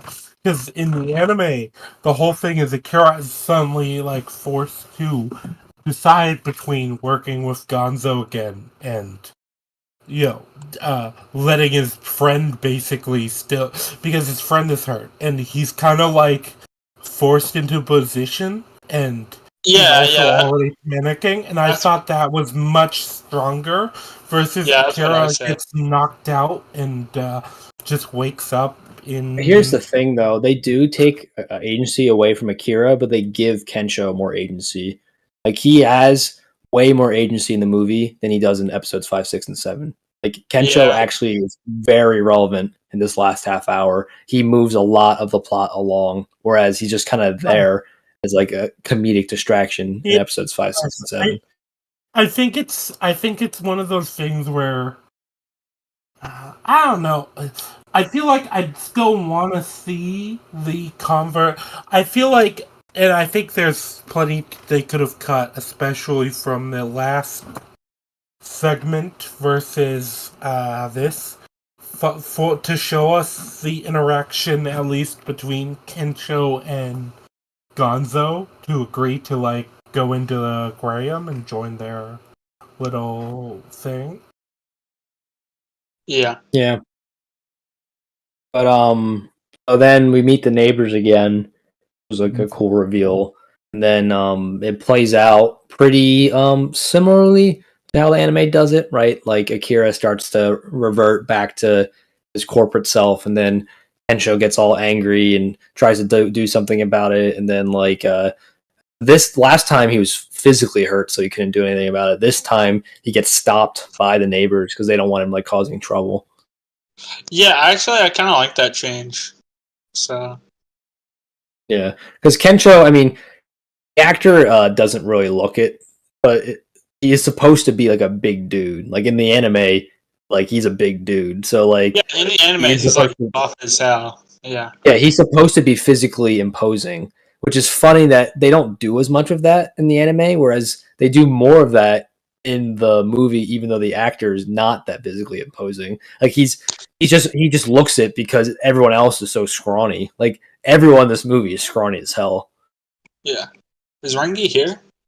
I'm Yeah, here. Rangi's not in the stream. Somebody your was image, your image on the stream just like disappeared. What the fuck? I don't back know. now. He's back. Usually that only happens if you leave the call, so I didn't know. What the fuck? Rangi got kidnapped. He got taken. No, I was waiting for you guys. While I stepped away to use the bathroom, but then I came back, and then you were talking, so I didn't want to interrupt. Okay, you're good. You're good. But yeah, what did you guys... So, with that, I think there's a lot to say about the last 30 minutes. I think it's definitely the best part of the movie. And I think the highlight with Kensho is the forklift thing. Well, I also really like that he's the one to throw batteries, right? Like, it's kind of... he couldn't make the pass, right? They lost the game because he succumbed to the pressure, right? Whereas here in a life or death moment, he came through for his friend where he wasn't able to in the past. I thought that was a cool little arc they did. And which is why they changed it from rugby to football, because again, you can't throw the ball forward in rugby. Yeah, so I think that's where we differ, because I didn't like that little arc. I felt like it was a bit like silly, and I felt like it was a in the anime, isn't it the woman that throws Shizuka? The battery? You can't remember her name ever. Shizuka. I was gonna say it was Shizuka throws it because this is kind of the first moment where she's fully trusting Akira in the anime. Versus which I do agree is changed here. I thought that the whole sports narrative, I don't know, I didn't think it really was very well thought out. I'll disagree on that. I thought it was a nice little arc. Maybe that's because I'm more involved in sports than you are or were. So I connected with that probably better than you would have. Oh, that might just be like a personal thing. That might be it. It might be a personal thing. I found it very relatable, so I'm not a big sports ball fan. Yeah. What about you, Lulu? What did you think? We have a like it, we have a don't like it. What did you think? I like the football change, even though I don't like sports. I think it just makes more sense to the story because it makes them like. Yeah, I think one change I did like, they feel like more like friends, or at least like their bond felt closer, right? It's like they felt more like teammates, and they felt like more like athletic.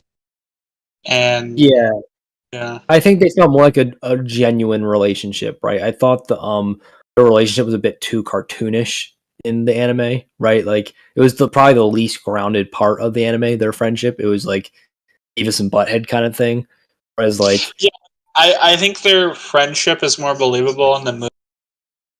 Yeah, and like when they have their little reaction where he's like trying not to get teared up, and they're talking at the reunion, and he awkwardly like reaches over to do the fist bump, right? Like I just think their friendship is much more believable in the movie than it is in the anime. I'm not saying the anime did a bad job. It's just felt more absurdist, kind of like they were just kind of like, they felt like cartoon characters when it was just those two, whereas they felt like real people in the movie. I think it's just I don't know. It just is something that rubbed me the wrong way. Weeb. Yeah, it was obvious. Yeah, it was obviously that they're. Look, I'm just saying that 2D is always better than 3D, no matter the circumstances. I think the one thing that was interesting is the switch on focus relationships, because the main driving relationship in the anime is Akira and Shizuka, whereas in the movie it's Akira and Kensho. So I thought that was an interesting change. I did Whether like it was that. better, can't say for sure, but I think it definitely changed the how the movie felt. Right, the show felt a lot more of like kind of a romance lens on it, whereas the movie felt more of like kind of a buddy pop kind of thing. I mean, like it just because they put more emphasis on a different type of relationship in the movie rather than the anime. Yeah, I think it also helps the fact that with the movie they have less to focus on. It's the first half of the anime, which is kind of before Shizuka only becomes a major part. I do think that Kensho rebelling as he does, it's different in the movie because he's not the one he's not severely injured in the same way he was uh in the anime, because Yeah, in the like I anime said, he's I kind think of taken out of he's taken out of commission when they're at the truck stop for. I mean, we talked about this last anime. Kensho, for as much screen time as he gets, doesn't get a whole lot of depth or agency, which I think was nice to see him actually be important this time around. It came at the cost of Shizuka, unfortunately. Like, obviously, I would rather it had both characters feel like they were relevant and meaningfully explored. But I think it is kind of nice that we got to see kind of one story exploring more of Shizuka, one story exploring more of Kensho. So I guess there's that at least. I'm kind of fine with that. Yeah. I can kind of come around. I think Kensho is definitely more interesting in the movie versus the anime, because in the anime he's very much more the comic relief sort of He's a gag distraction character. He's a one trick pony gag character. I mean, which are fine. It's just there's not as much to do with them because the whole point of them is they're a static character that does one thing over and over again. And that one thing is getting naked. Yes. Hey, if you're gonna make a character a one trick pony, might as well make it memorable, right? Well, and you know what? This is one of the problems with the movie. He doesn't get naked a single time. I think Rangi is salty. Obviously. Rangi was like, I'm not a anime purist. Also Rangi, I fucking hate live action anime adaptations. No. But yeah, like I said, my big problem was that I felt like Shizuka was a lot more hollow, and they shafted her character completely. Yeah, and I actually think yes, they shaft her character because I think the one redeeming thing is the actress does a pretty decent job with like nothing to work with, because they give her nothing to work with really, but the actress does a good job portraying what you would expect Shizuka to be like. Yeah, I just thought I thought that the actress did a fine job. I just didn't think she had anything to work with. Yeah, that's basically it. Because it's weird. It felt more like she's just generic love interest that they have to include in this, versus it fills a lot more of the brains sort of role. Well, that's the thing too. They don't really explore the love interest angle much at all in the movie. Like, there's alluding to it a couple times, but nowhere near as much as the anime. Yeah, well, the anime has more time because a lot of the love interest stuff doesn't really fully kick off until the Hot Springs episode, which is after the aquarium and after Gonzo, really. Yeah.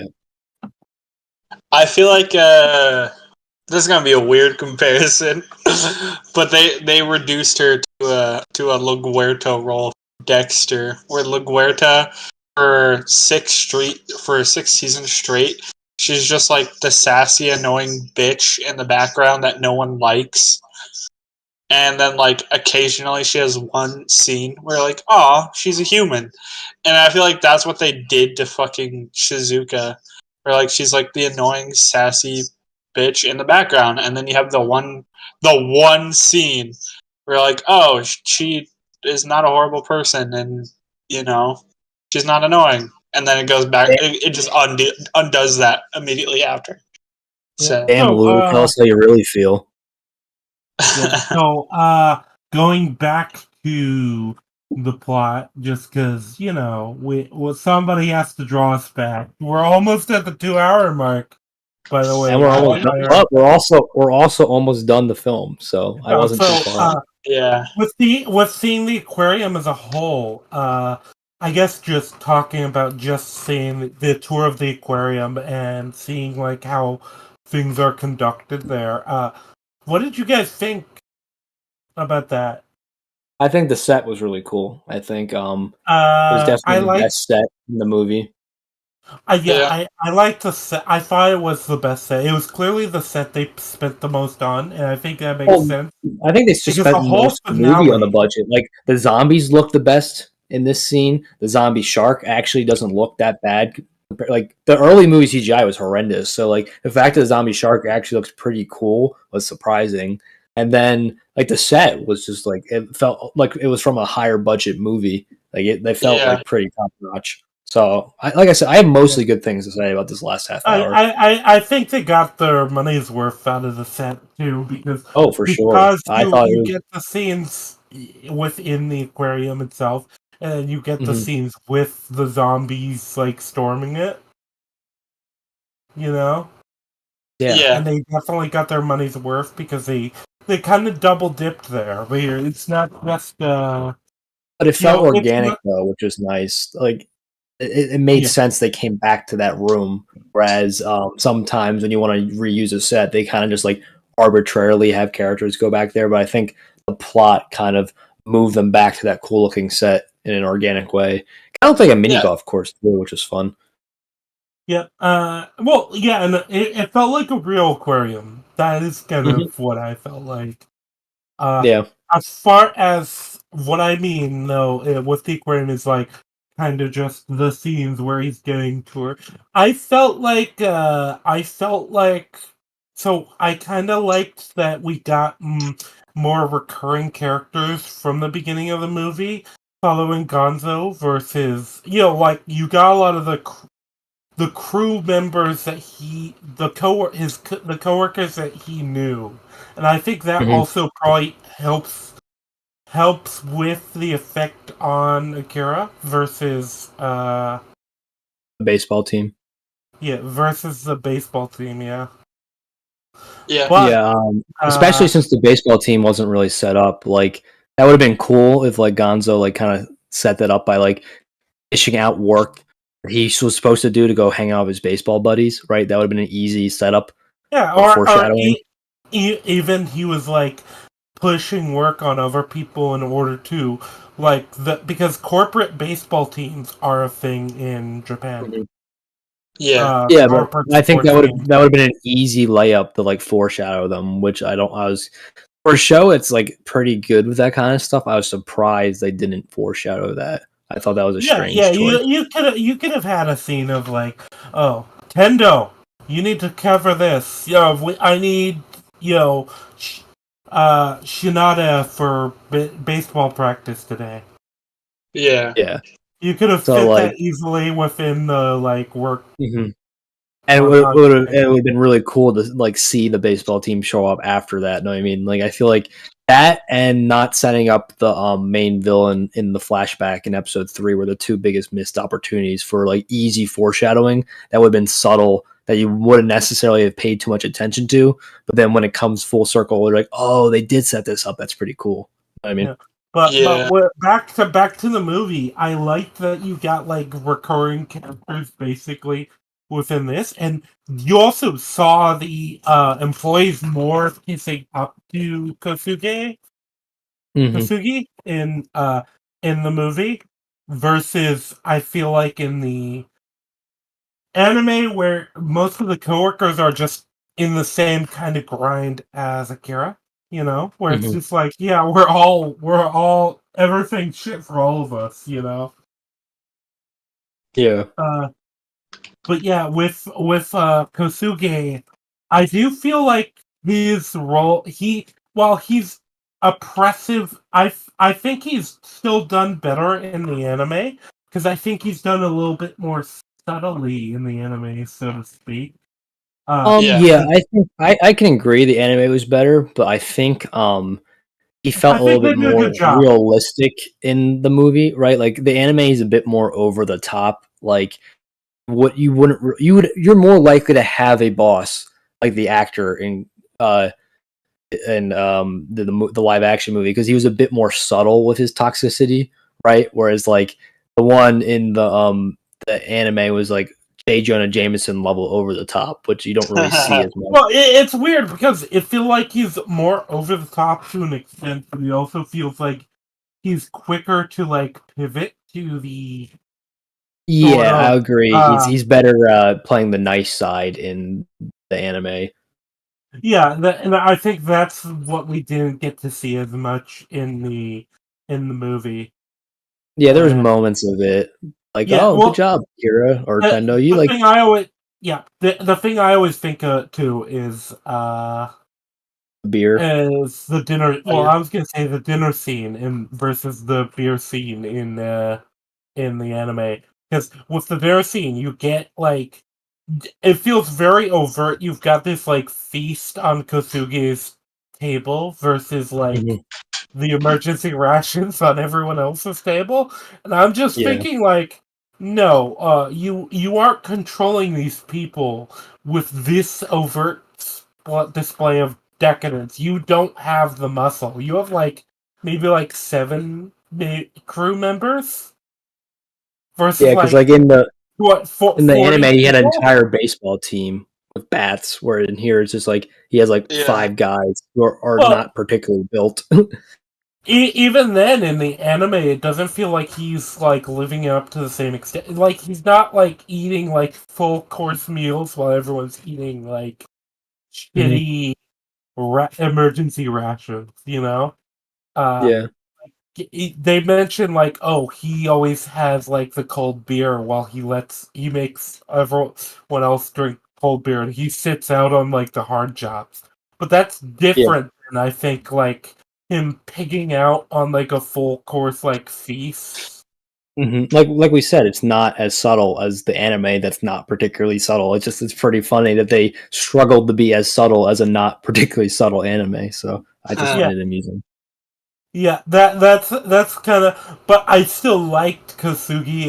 Well, I wouldn't say liked. I still thought Kosugi's character was a believable character because you absolutely Mhm. can believe there'd be somebody who's that asshole who is just clearly exploiting their power over the situation and their control over the situation. And I also thought I he was the best acted in the movie. I thought the actor did a really good job. definitely, definitely, yes, he was the best acting He chewed character in up the the scenery as the asshole, and then he played the coward very believably as well. Oh yeah, yeah, because he had the power. Well, it felt more overtly like he's just flaunting the fact that he has power over this place. Mhm. Uh, versus Gonzo, who's kind of like, oh, we just care so much about our friends. And Gonzo Mhm. clearly had to play more. I'm gonna separate them, Gonzo versus Kozuki, even though they're the same character. It's an easy distinction. I agree.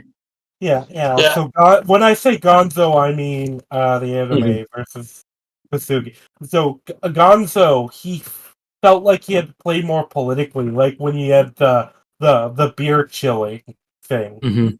where it's like the guys who are his muscle sees it and like, oh, here, boss, you're having a cool chill beer for us, and he's like, yeah, obviously. I thought you guys were working really hard, so I had Tendo chill some for you guys.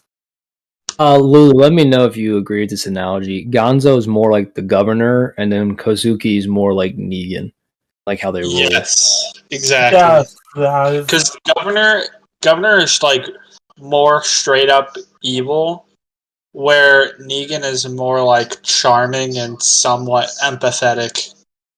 So, But the governor's also better at like faking being nice. You know what I mean?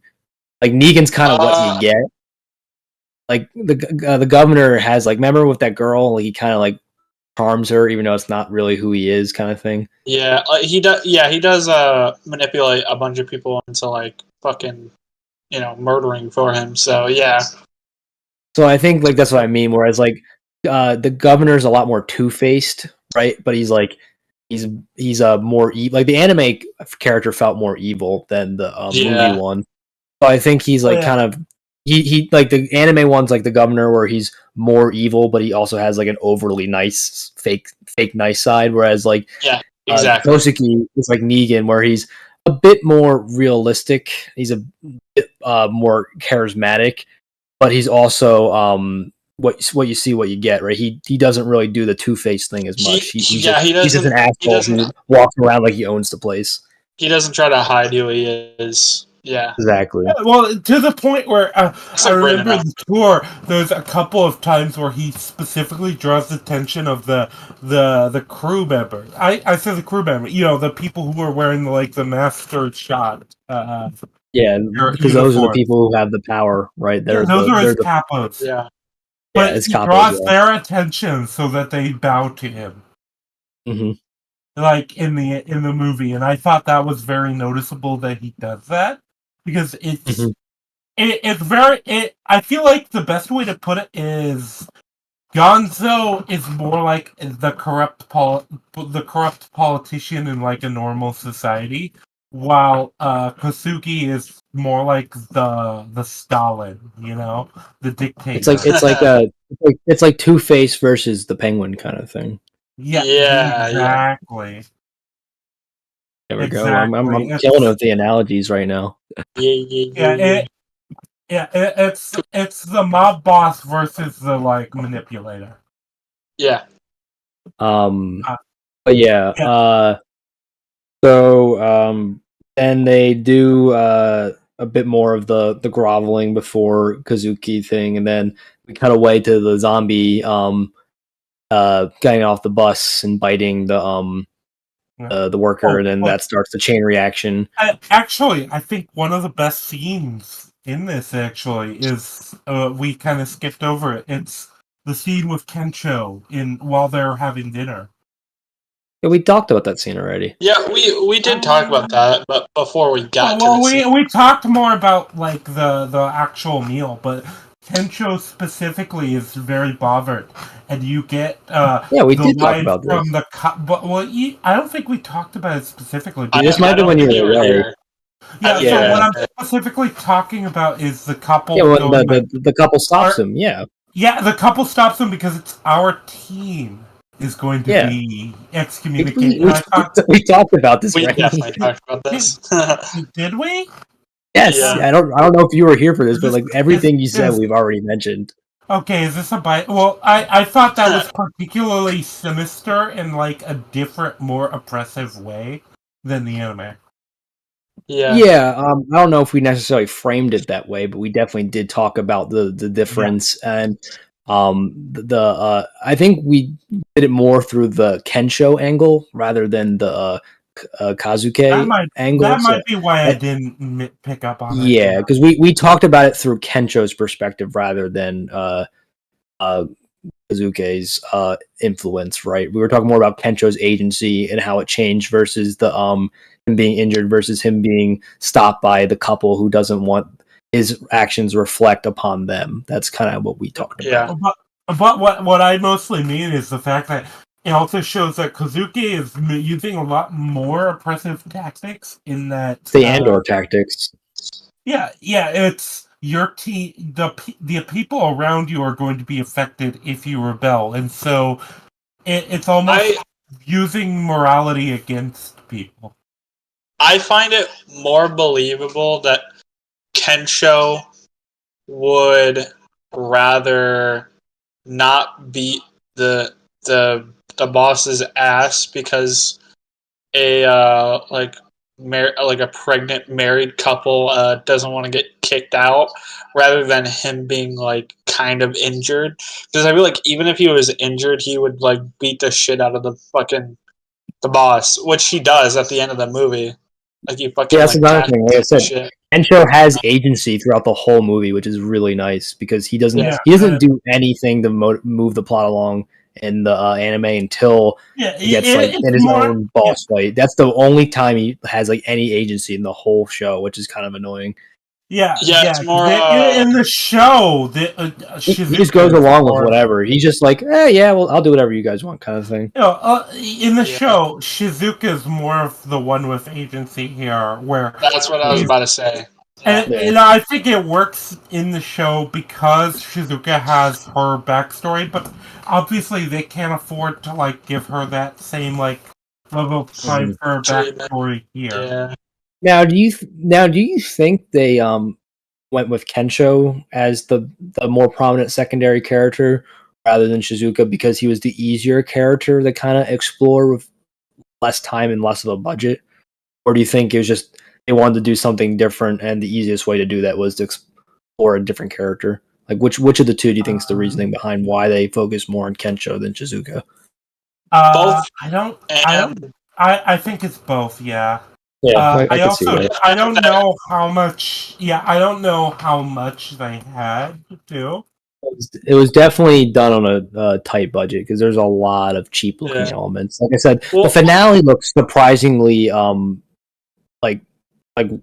competent, right? But like a lot of the stuff before that, it's like looks TV budget at best. Yeah, it looks like fan film budget in certain places. But you get the zombie stuck into the truck. And did you guys feel like the zombie sneaking into the truck in this one felt like a lot more contrived? And I only say that because you get the guy clearly like would have heard the zombie dropping from the roof. Yeah, it is a bit more contrived. I mean, it's because in the anime, the zombie's already in the like we don't see how he gets in, right? Well, so you can assume that while the guy's on the phone because he left the car open, the zombie. I think you see him climb in. I could be mistaken though. He basically wanders in, and the guy is on the phone while, and so that's why he doesn't notice. Yeah, versus this one, it's like he clearly notices like something clearly impacted the truck. He doesn't even bother to check, and he goes to the mirror and like he's like fixing his hair. So now, I mean, this is kind of like a hypothetical question, but is this a Japan thing or is this a world thing? Because like that is always an interesting thing when they have it like start in a specific area versus it just like the whole world is effective. No, I mean like sometimes there's a ground zero. So like is Japan ground zero in this world? Like what do you think? I don't think we ever get like that's one of those things with Zom 100. I don't think we ever get like news of what's happening outside of Japan. Yeah, we don't. Yeah. You could probably assume that things might be happening outside of Japan, but you could also assume that maybe other countries got it contained earlier.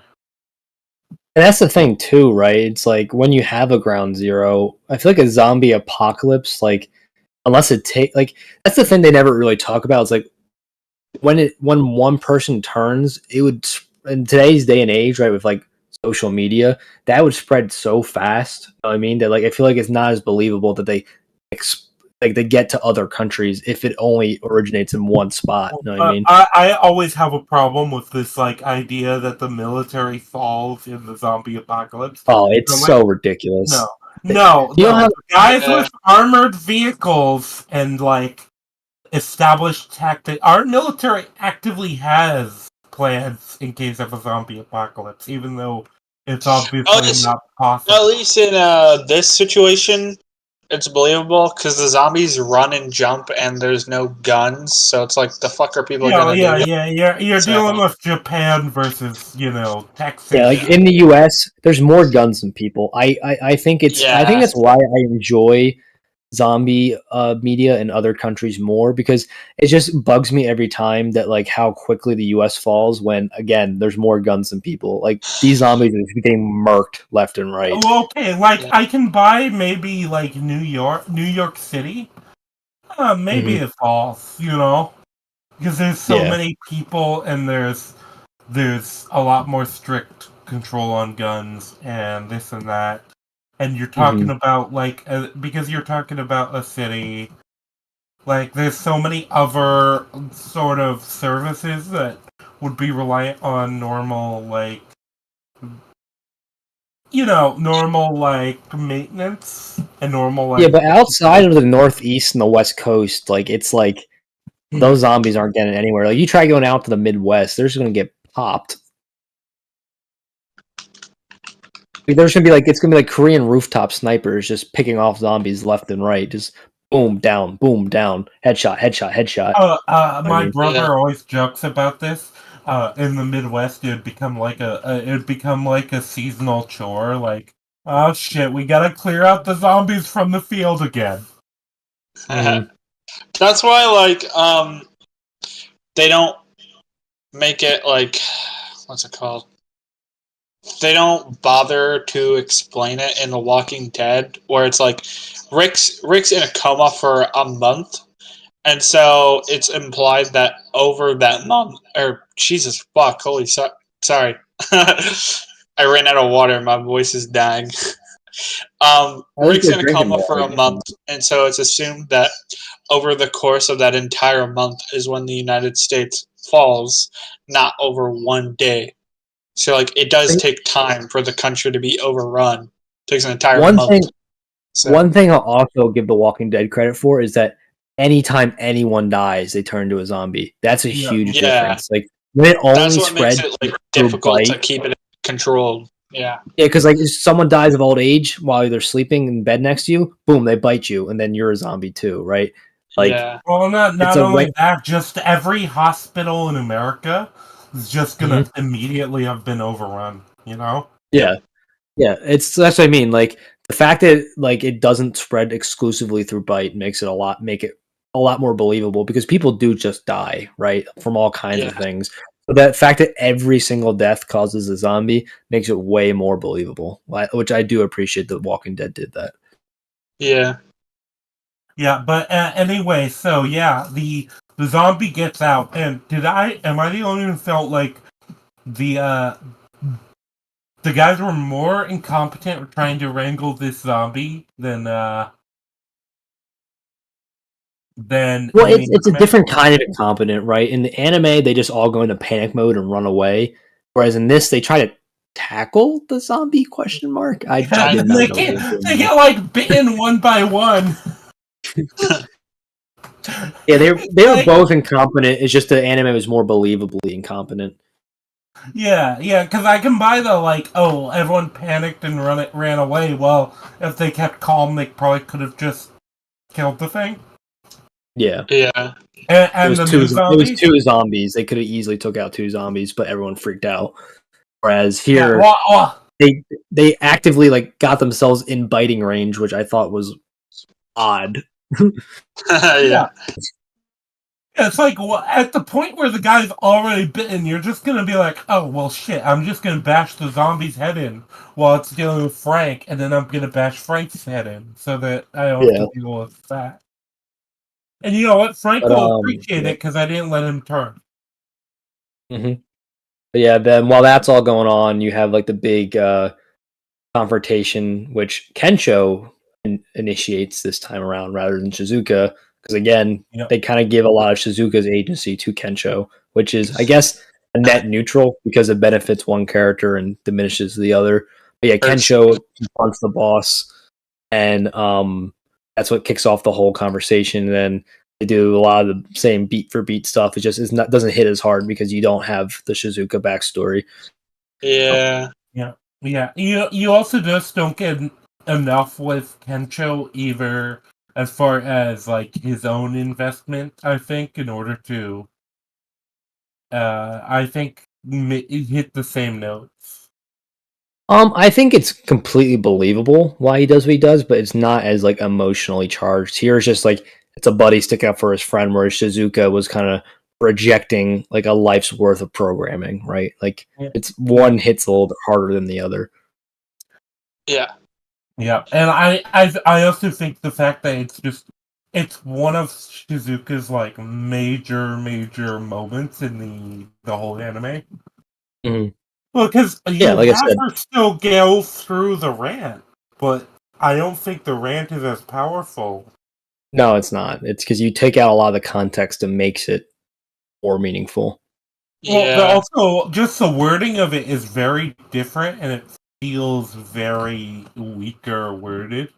So I think they had to do that because the the other speech was very particular in his word choice based off of the past. Yeah, it was a very personal speech where since we don't really know this Shizuka as well, it'd be kind of weird to get her like using personalized language when if you didn't see the anime, it wouldn't make any sense.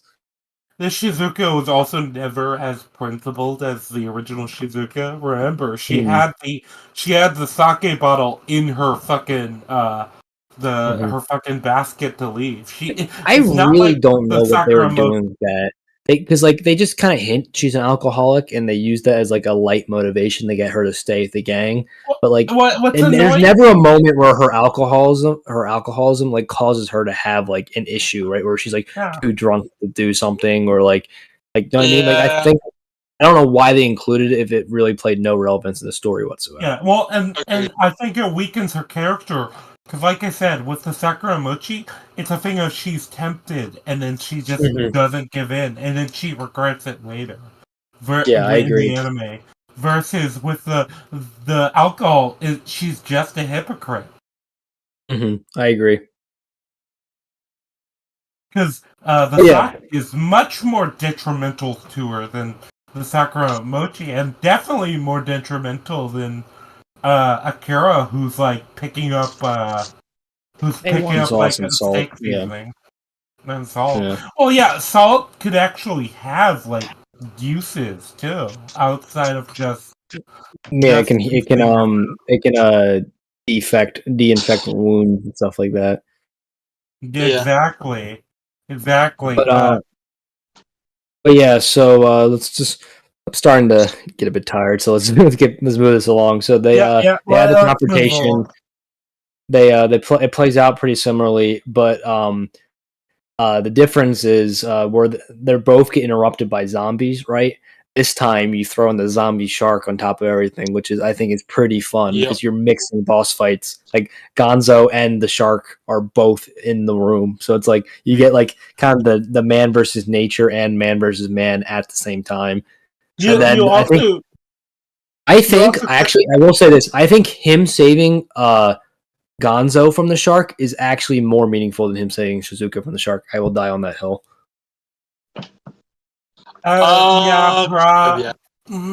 Because here's the thing. Probably in that it kind of takes the payoff of him saving Gonzo in general and it just applies it to the aquarium scene.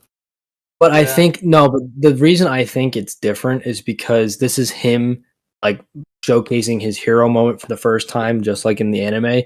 But instead of like his thing is save everyone, like that's the specific language they use. And the person he hates the most is in danger, and he risks his life to go save that person for like the first time he's testing out his hero dream. So I think that actually makes it more meaningful than a girl he likes anyway. Because he says in the anime, he's like, I wasn't just saving anyone. I was saving a girl I have a crush on, essentially. Like he accidentally admits that to her, right? And she gets all flustered. So like it actually kind of it's a different kind of payoff, right? It's a more of a romantic payoff than like a character payoff. Whereas this one is strictly a character payoff. It shows that the type of man Akira is, he will save anyone no matter the danger because that's just the type of guy he is. And also speaking of, we kind of touched on this before though, but the shark suit, then the super. Yeah, it's not as cool.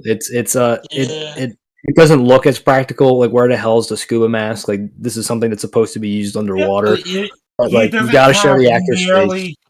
Yeah, well, he has kind of the goggles and stuff a bit. He has like a half mask, but his he needs the cheeks are breathing exposed. apparatus. This is something you're supposed to take underwater.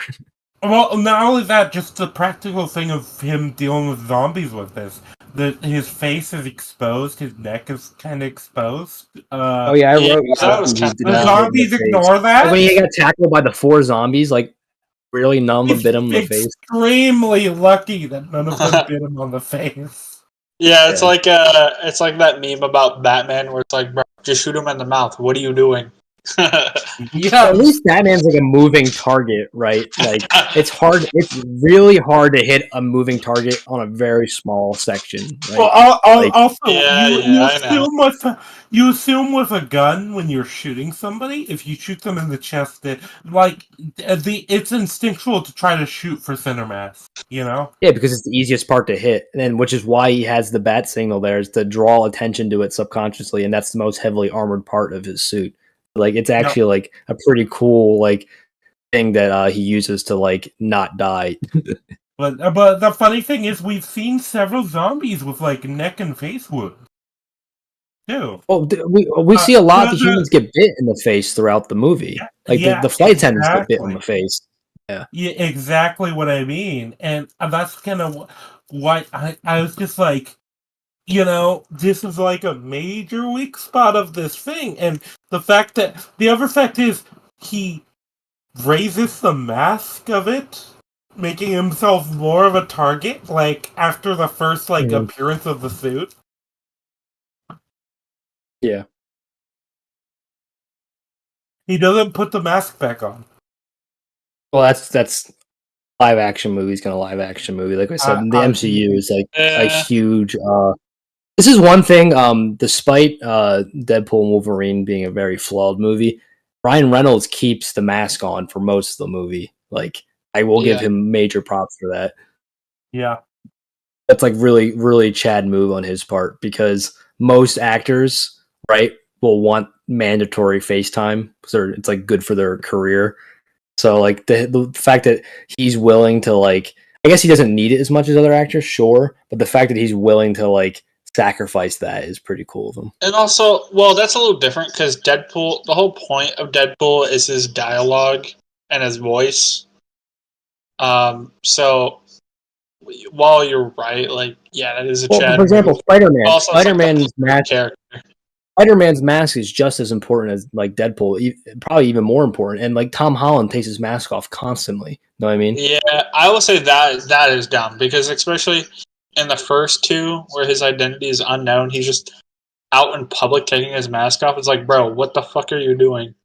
That's what I mean. Like Spider-Man, like more so than any other character, the separation between superhero and like man, right? Like that's why in the comics it's a really big deal when his like mask gets like cut up and like it's like his face starts to get shown, right? It's like a huge moment. Whereas like in the Andrew Garfield and Tom Holland ones, they just take their masks off constantly. Like Toby, like in the Tobey Maguire ones, usually the only time he takes his mask off is for like really impactful moments, or like he gets like cut up by like the Green Goblin or something, right? Like I think they did a much better job with that.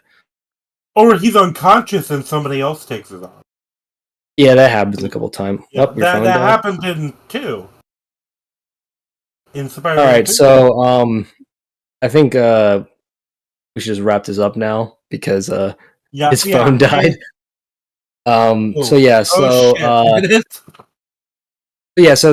they fight the shark. We talked about how I liked Kensho throwing the pass rather than Shizuka. You didn't.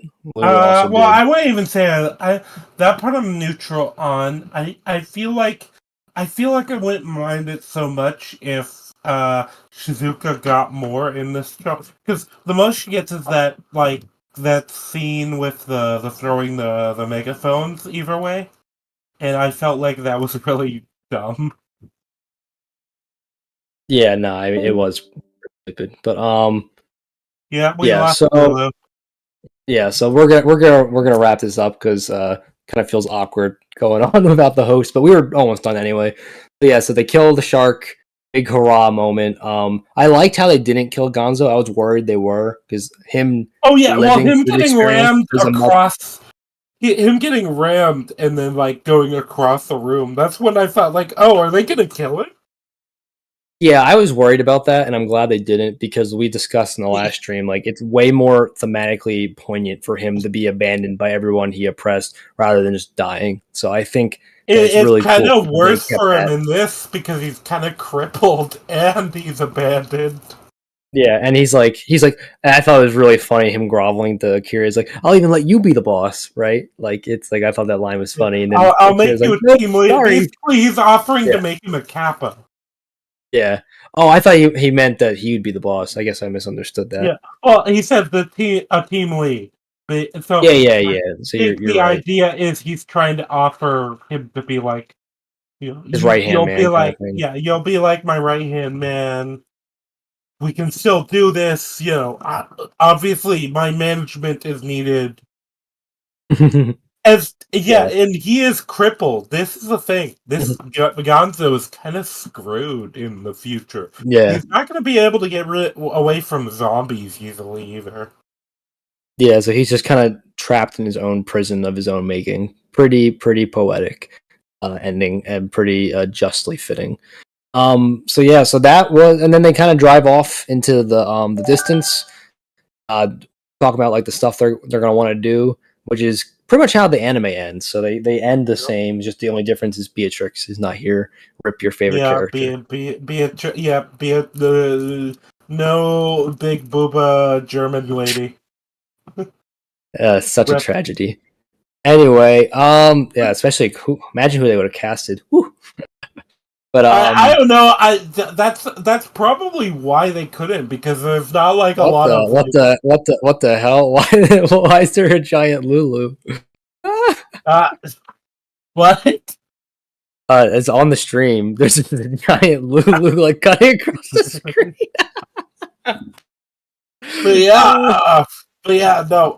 I'd imagine the reason that Beatrix isn't involved is because they couldn't cast anyone, because obviously you're dealing with like the Japanese film industry here. Yeah, you would have to get they have to a German woman who knows Japanese, which would be somewhat challenging. But and then they'd also have to make sure she has the right accent. That's what Rangi's most concerned with. Look, I'm a man of culture. No, fair, very fair. But so I guess I'll wrap it up on Lulu's behalf. We are his favorite channels. That's why he has us on all the time. I think that's fair to say, right? Lucas bribes. Yeah, no, he doesn't. He doesn't pay us with your super chats. No, I actually mean that he doesn't pay us with your super chats. Wait, no, you don't get to shoot me. You don't get to shoot me because you didn't make the goal. You didn't make the goal. So I don't get shot. You have to shoot the monkey instead. I love how like unhinged all of the ending of these streams become, because we're all just like so tired. Wait, why am I getting tilted? No, you're dead. You're dead. No, wait, no, we didn't make the goal. It was a dummy round. All right. Well, okay. Well, I guess my thank you very much. You can check out our channels down below. Keep watching Lulu's stuff. He makes good stuff. We'll have one more stream in December. Something different. We're finally covering a different topic besides Zom 100. So. Yep, and if you're interested in my content, I have a stream schedule planned for Friday of next week. Oh my god, he's pinting us against each other. Go watch Rangi's Akira video, and I may have a couple more videos coming out if I can get them out. They're way behind schedule. Next week, Friday, I'm streaming with a Brit the day after Thanksgiving. That's ironic. It'll be fun. Okay, it was intentional. I think the Lulu's gun is giving us hints. It's time to wrap this up. Yeah. Thanks for watching, everyone. We're done with the plugs. Yep. Thanks for watching, everyone, and remember, Lulu likes men.